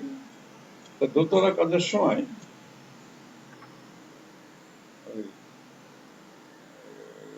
স্টিলের নিয়েও বোঝা কিছু দিলেন। আর একদিন এসছে এটা আমার নাসির, আমার ছাত্র চেয়ারম্যান, সে ইট কাটাইছে। সে বলে স্যার আপনি ইট না বলতে পারলেন, নেন, আমার ইট নেন না। আমি গল্প বললাম যে সে মির্জা সাহেব তো ইট দিচ্ছে, এখন বাকি এনেছিলাম, পরে টাকা দিচ্ছে এতদিন ধরে। তাহলে আমি তো আপনার কাছে টাকা চাচ্ছি না, আমি যখন হয় দেবেন, তাহলে দিতে পারবো। তা না আমি বললাম আমার আনা খরচও নাই। তাহলে ঠিক আছে, আমি মুশাকাই ঠিক করে পাঠাবো, আনা খরচ আমিই দিয়ে দেবো, পরে আমি দেবো। তা নাসির আমাকে ইট দিয়ে দিল 2 কিস্তিতে, দোতলা করতে যত ইট লাগে নাসির দিয়ে দিল। কিছু টাকা দিছিলাম, পরে আরো 1-2 বছর পরে দিছিলাম সেই ইট।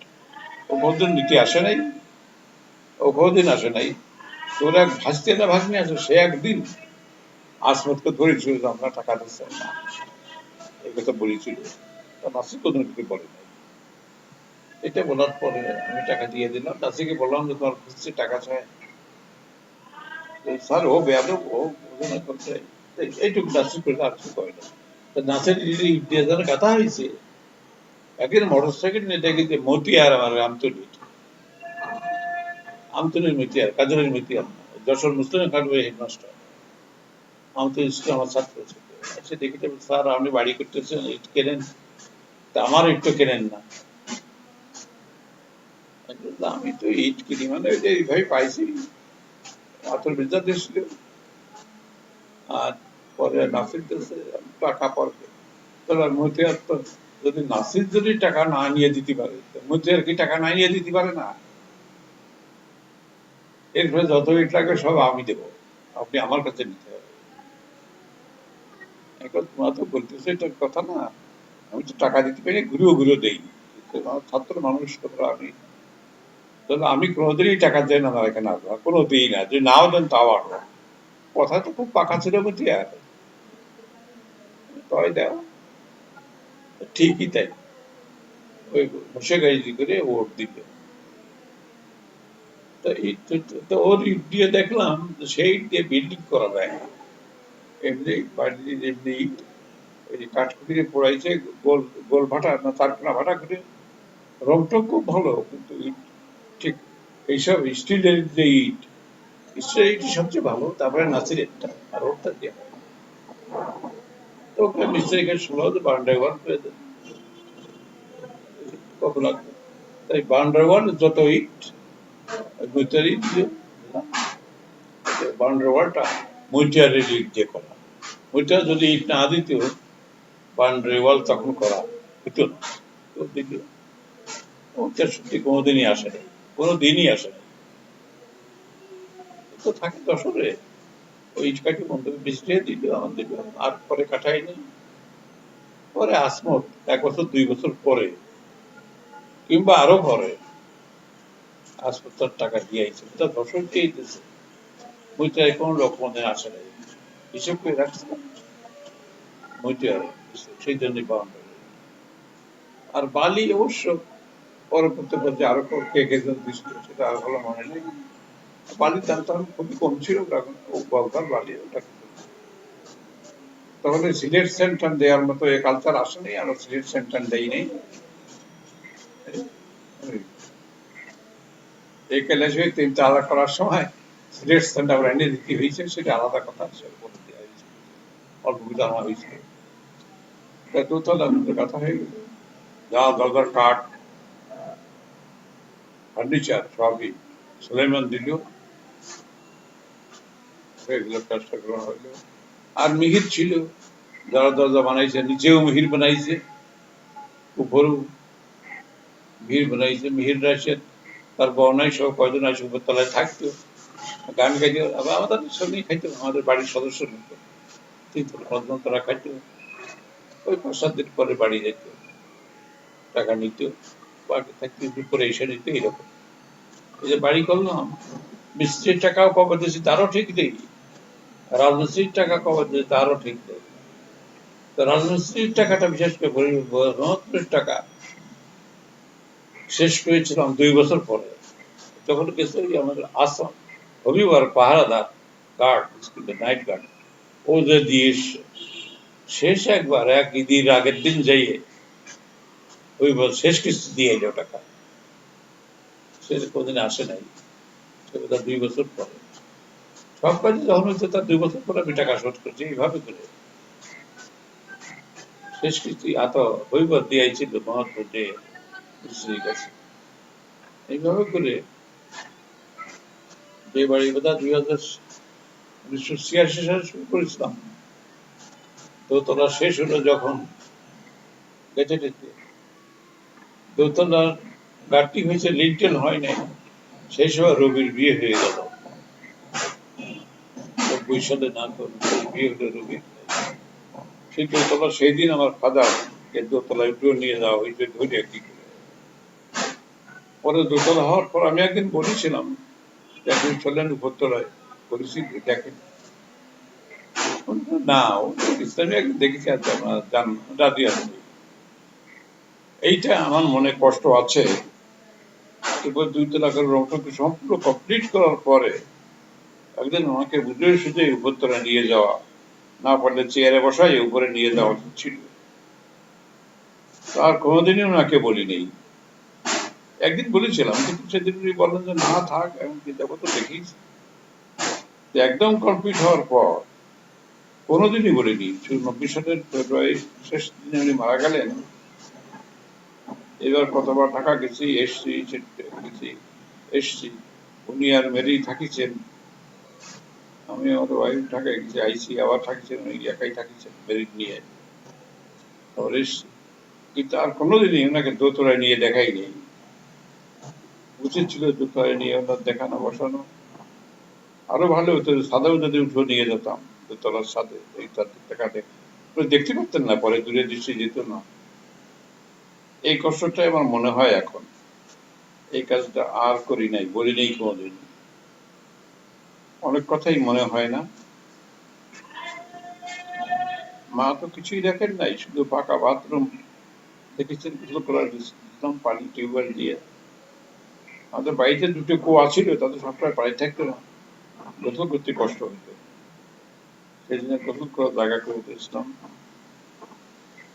সেলার করে দিয়েছিলাম মোটামুটি। গোসল করার পুকুর উনি দেখেন না, উনি চলে গেছেন ওইভাবেই। ওনাকে শুধু একদিন নাগরি ঘোড়া নিয়ে গেছিলাম নৌকায় করে আমার বড় বোনের কবর দেখানোর জন্য। নৌকা রিজার্ভ করে নিয়ে গেছিলাম, আবার নৌকায় করে নিয়ে আসলাম। পথে রাত্রে একটা আর পড়া ছিলেন, এটাই ওনার, আমি সব পূরণ করেছি এইটুকু, এটা আর তো কিছু করি নাই। মা আমার কর্মজীবনের কোনো ফল পান নাই। বাবা দেখেছেন যে বাড়ি ঘর ফিরে যাওয়ার পর আবার করা হলো, খুব কষ্ট করে ধার দেনা করে নানা রকম করে করছে, তা আমি বুঝতে পারতাম কোথায়, তা কোনদিন বলেন নাই কিছু। অনেক ধার দেনা, অনেক জমি বন্ধক দিয়ে বাকি টাকা রেখে করেছি, আপনি বোধহয় বুঝতে পারতেন, তা কোনদিন জিজ্ঞেস করেন নাই যে কিভাবে করেছি। পরে সব ধার দেনা বন্ধক আমি শোধ করে দিয়েছি, সবই করেছি। বাড়িও হয়েছে, বাড়ি ফুলের বাগান হয়েছে, আপনি দেখেছেন। যে রুমে থাকতেন মেঝেটা সাদা, দুধের মতো সাদা, মোজাইক করে দিয়েছিলাম। তার একটা স্যান্ডেলও কিনে দিয়েছে দুধের মতো সাদা। পাশে অ্যাটাচ বাথরুম, মোজাইক করা, পাইটাই ছিল। বাথরুমে যেতেন সাদা স্যান্ডেল পায়ে দিয়ে বসতেন ওখানে, বারান্দা দু এক সময় দিয়ে বসতেন। এটা ভালো, কিন্তু তাকে একদিন উপরতলায় নিয়ে দেখাই নেই যে কিভাবে হয়েছে। এটা আমার দোষ থেকে গেছে। উনি কেন যেতে চান নাই একদিন তা আমার মনে নাই, কিন্তু আমাকে এখনো এই একটা বিষয় খুব পীড়া দেয়, কেন একদিন আমি ওনাকে গিয়ে দেখালাম।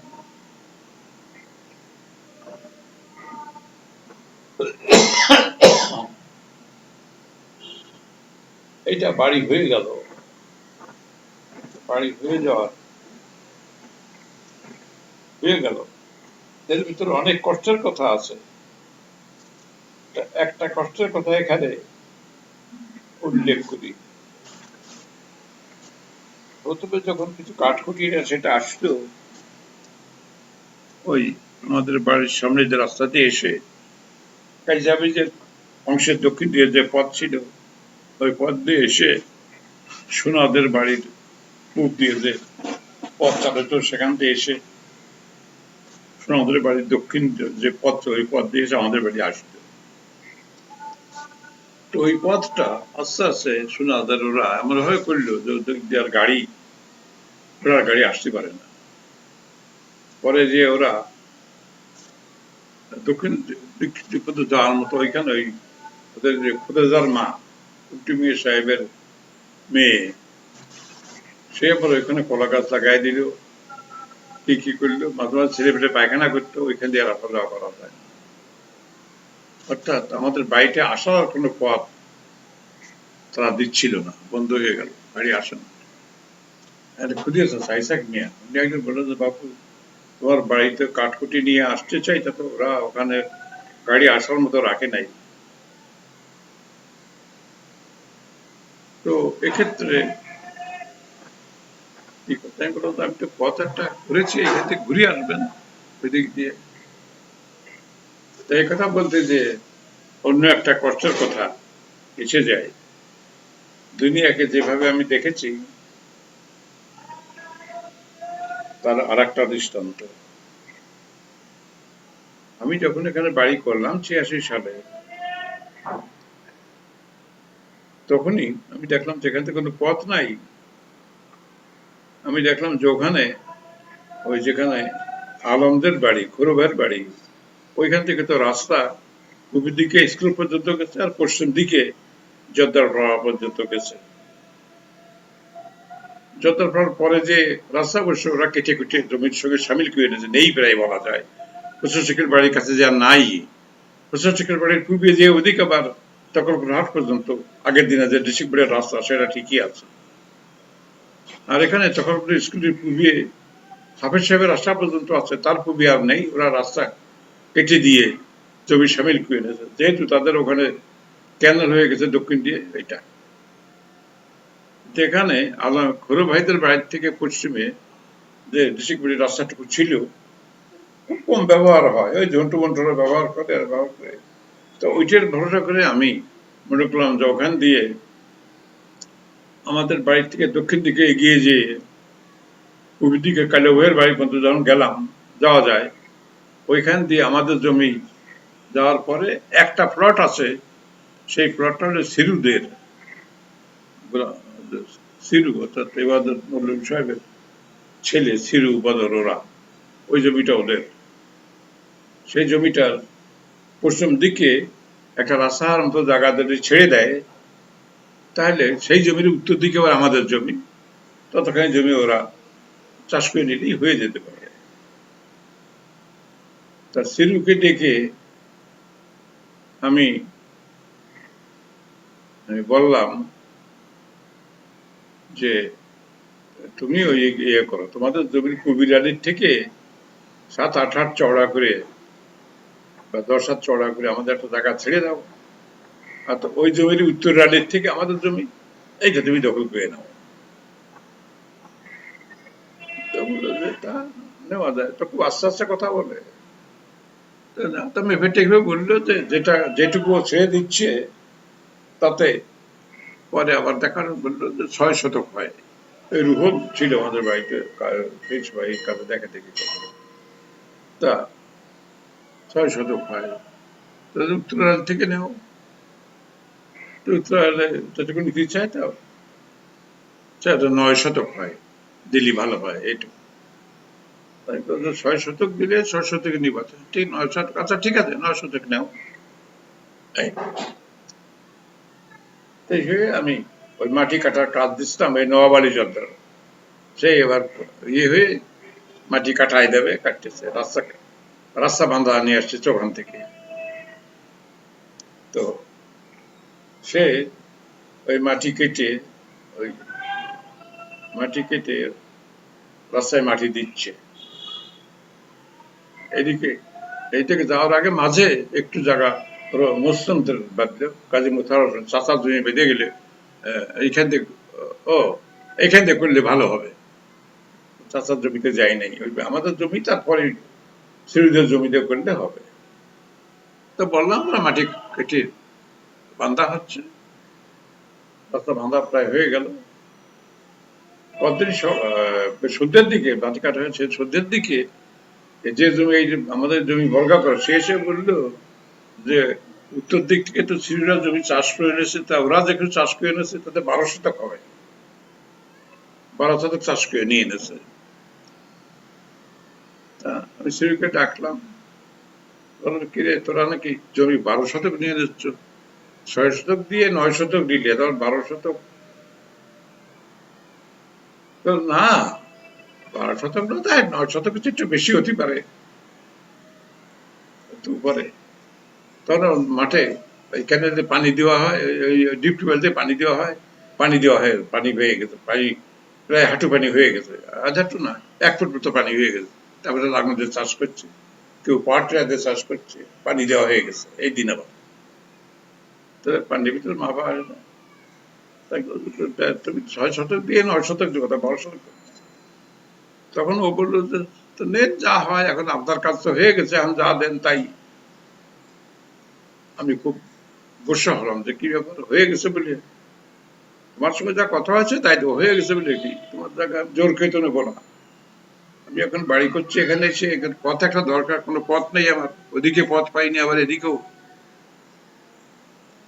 না আপনার কাজ হয়ে গেছে, এখন যা করেন তাই।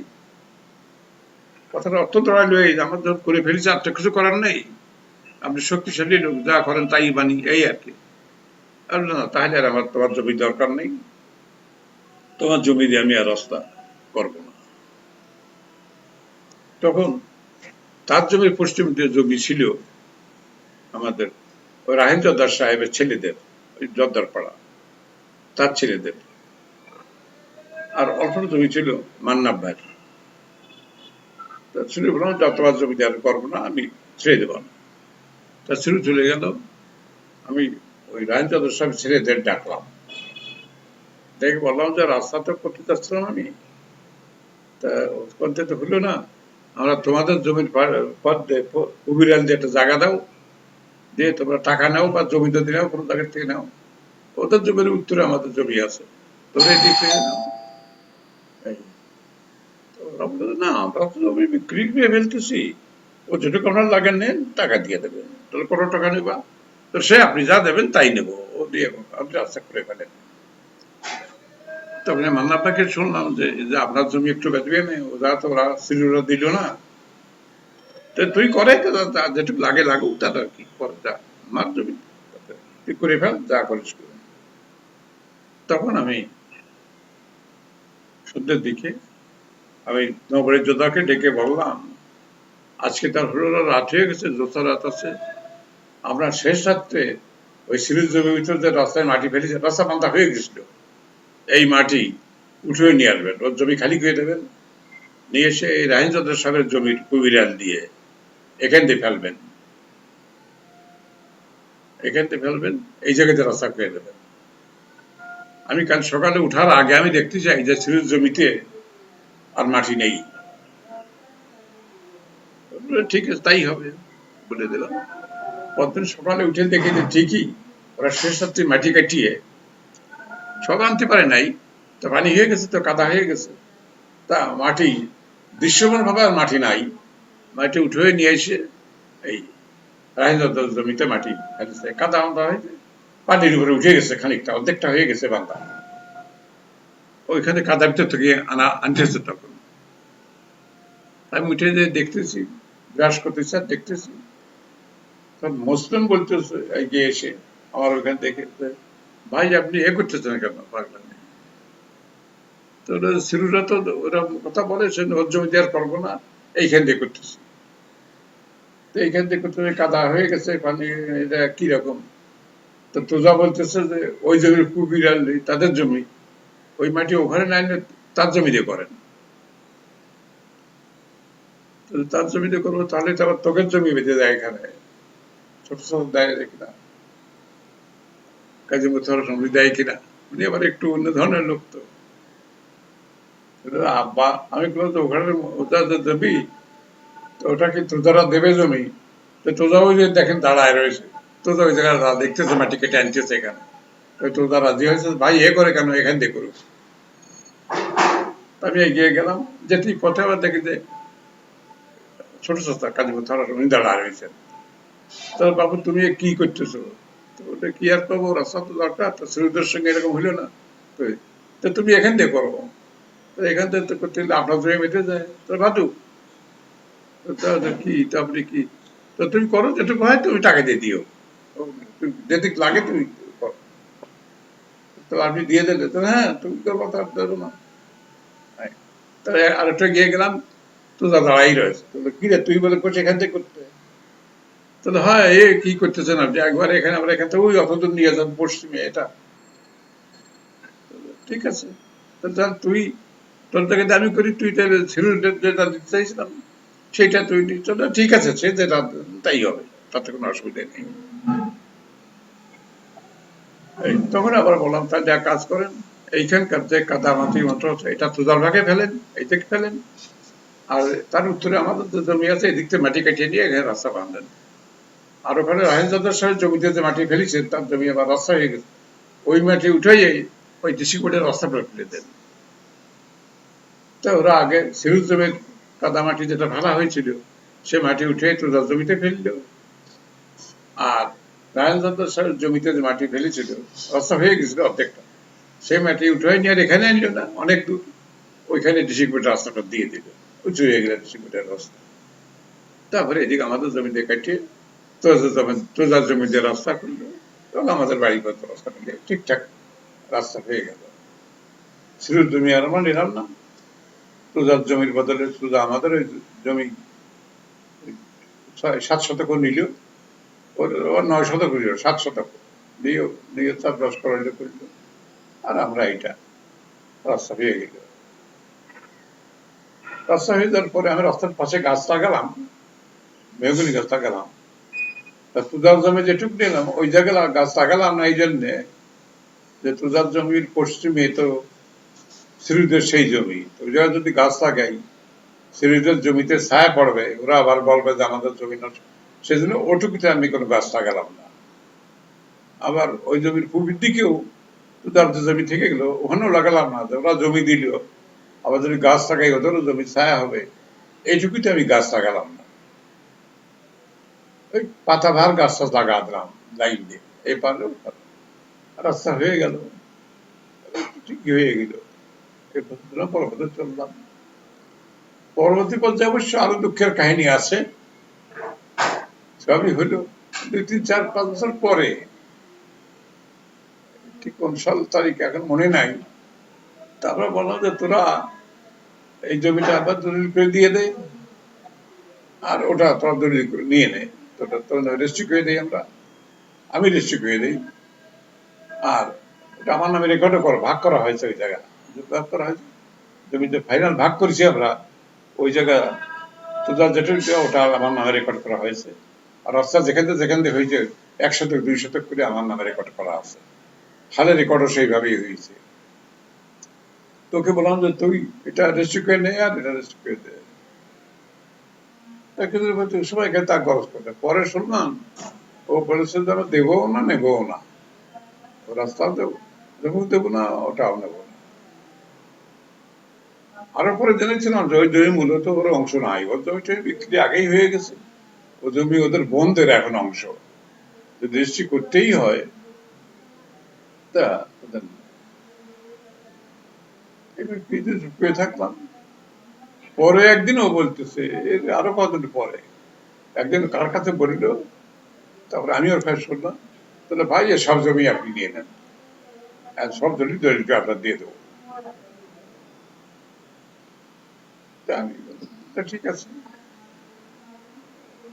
তা ওই কল্যাণপুর যে ভেন্ডার জমির আমাদের ছাত্রই, তাকে ডাকলাম, তাকে দাগ নম্বরটা দিলাম, তো কাগজ নিয়ে আসলো, কাগজ কেনার টাকা দিয়ে দিলাম, তাকে ওকে বললাম যে তুই জমি যদি বইছি দে, দেখে ওই গেল তোদার বাড়িতে, এই আমি চলে গেছি। একদিন পরে শুনি যে সে জমি আমাকে না, ও জোর করার পরে আমার আন্নকের সঙ্গে দেখা হলো, কারণ এবার ছোট ছেলেটা, যারা এই জমি তো তোদের না, সে সব জমি দিয়ে দিচ্ছে, তো আমি দলিল রেজিস্ট্রি করতে বলিয়ে দিয়েছি, কাগজ সব কেনা হয়েছে, দেখো কাইছিল, এই সব জমি আমাদের দিয়ে দিয়েছে। ও কথা শুনে একটু চমকে মতো উঠল, তা কিছু বলল না। আমি জানি দলিল লেখা হচ্ছে, আমার ছাত্র দলিল সে রেজিস্ট্রি করবি, বলে তখন করা যাবে। তো 2, 3, 4 দিন পরে শুনি যে না, এই জমি ও সব আন্নবকে দিয়ে দিচ্ছে তোরা। আমি বললাম আন্নবকে দিয়ে দিচ্ছে, তাহলে পরে আন্নব কি কথা বলছে তার সঙ্গে, তাই ভাইদের সঙ্গে কি কথা বলেছে তার আমি জানি না, কোনদিন জিজ্ঞেসও করিনি, খোঁজও নেই। সেই জমি দিল, সেই রেজিস্ট্রি করে দেওয়া, সেই পুরো জমি দিতে গেল, আবার সে আমাকে কিছুই না বলে আবার সে আমাকে না দিয়ে আন্নবকে দিয়েই দিছে। কথাটা এইভাবে শুনলাম যে রেজিস্ট্রি হয়ে গেছে, দিয়ে দিয়েছে। এক্ষেত্রে আমার তো আর কোনো কথা বলার থাকলো না, ঠিক আছে যা হয়েছে হোক, দিয়ে দিয়েছে।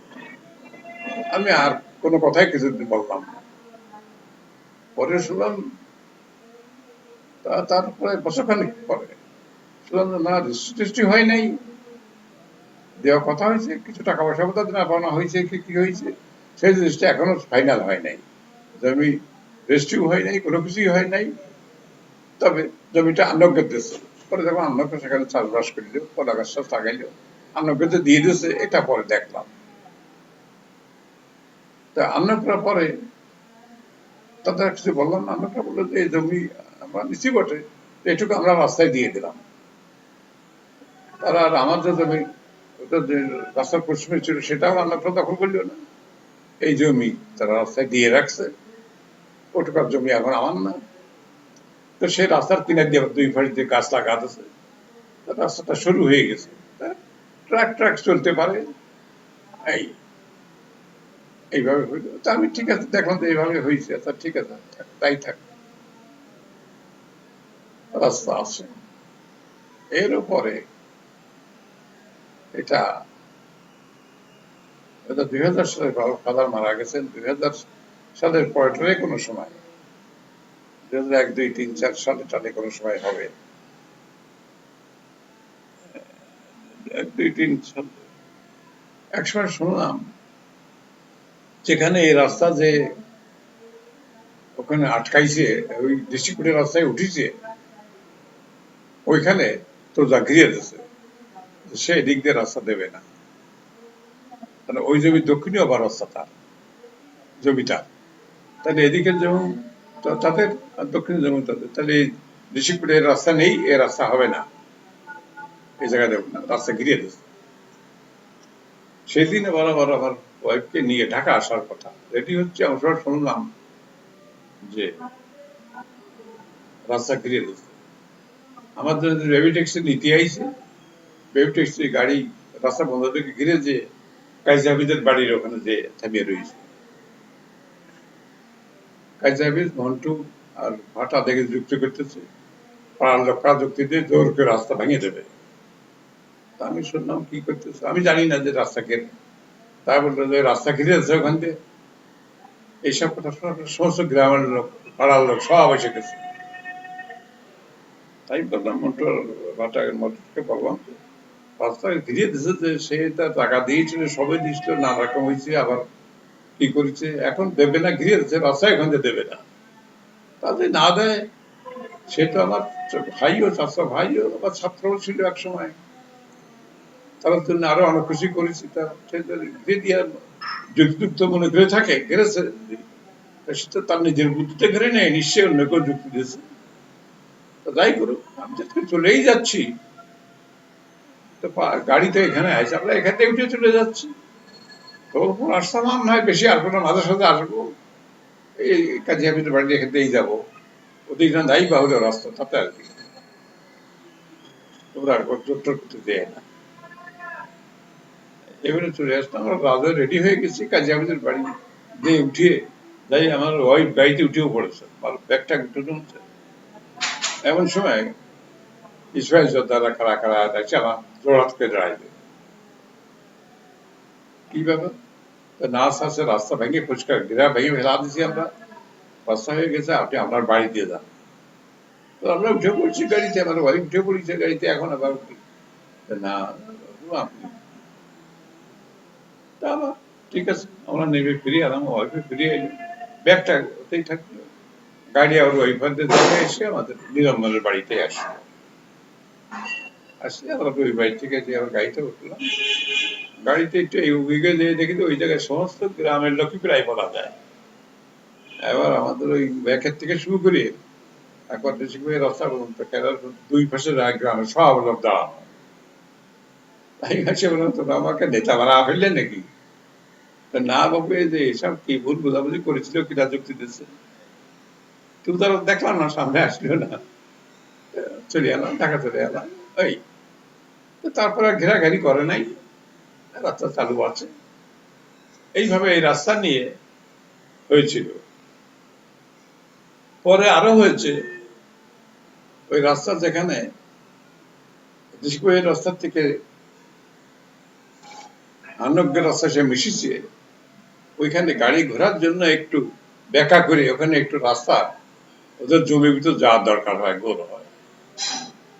আমরা দেখা গেল কোদাল দিয়ে এখন 90 ডিগ্রি কোন করে ওখান থেকে কাটি দিচ্ছে, কাটি ওরকম করে রাখেছে। তারপরে তখন বাড়ি করা হয়ে গেছে, ট্রাক ট্রাক আর আসে না। তো রবির গাড়িটা আসে, রবি ওখান থেকে খুব সাবধানে ঘুরাইয়ে দিয়ে তো যায়, ওখানে গাড়ি ঘুরানো যায় না। রবির কার একবার এভাবে আইছে। তারপরে একদিন আমরা কি আবার তার বাড়ির সামনে তার যে বিল্ডিং করতেছে, সে কাজ শুরু করেছে, ইটার দিকেছে, সেই ইটটা বালি বোঝাই করে ট্রাক ওই গর্তে চাকা নিচে পড়ে গেছে। তখন কি করবে, মাটি টাটি কাটিয়ে ট্রাক সবার বার করে আনিছে, পরে নিজেরাই আবার ওই যা গোল করে ঘিরিয়ে নিজেরাই মাটি দিয়ে নিজেরাই কাটিয়ে দিয়ে বাঁধতে, সেখানে গাড়ি দাঁড়ানো তো বেকা, তারাই করে দিচ্ছে, যেন নিজের ট্রাক পড়ে গেল, ভরে না গাড়ি। এইসব অভিজ্ঞতা গ্রামে থেকে আমি আর আপন জন ভাই ভাসতে চাচা অনেকের কাছ থেকে এরকম পেয়েছি। যাক, রাস্তা হয়ে গেল, এইভাবে রাস্তা হইলো, গাড়ি হইলো, সেইভাবেই সেখানে আছি। পরে আরো কাহিনী আছে, সেটা পরবর্তী কোনো স্টেজে বলবো। কথা বললে তো দুনিয়ার পথ অনেক। রবীন্দ্রনাথ বলেছেন, তোমার সৃষ্টির পথ রেখেছ আগেইন্য করি। তাই দুনিয়ার পথ আল্লাহ এমন ভাবে করে রেখেছে, জটিল করে, তার ভিতরে হেঁটে চলে যাওয়া, পার হয়ে যাওয়া, ঠিকভাবে যাওয়া কঠিন। আল্লাহ দয়া না করলে মানুষের ধৈর্য আসে না, সহ্য হয় না। আমি খুব অধৈর্য লোক, অনেক ধৈর্য হারা হয়ে অনেক কাজ করেছি, বোধহয় সেজন্য অনেক পিছিয়েও গেছি জীবনে, কি জানি। আল্লাহর বরাদ্দ দেওয়া ছিল, তাই হয়েছে। তো বাড়ি করার কাহিনী, বাড়ির পথ করার কাহিনী এখানেই থাকিল। এই পথ করার কাহিনী নিয়ে আরো একটা অধ্যায় আছে, সেটা অন্য কোনো সময়, অন্য কোনো প্রসঙ্গে আসলে সংক্ষিপ্তভাবে বলবো, সেটা অন্যভাবে আসবে। দুনিয়ায় কি দেখে গেলাম, এই কথাগুলো আমার বলে দেওয়ার ইচ্ছে আছে। কি দেখে গেলাম সেই পর্যায়ে সে কথা আসবে। এখনকার মতো এখানেই শেষ করি।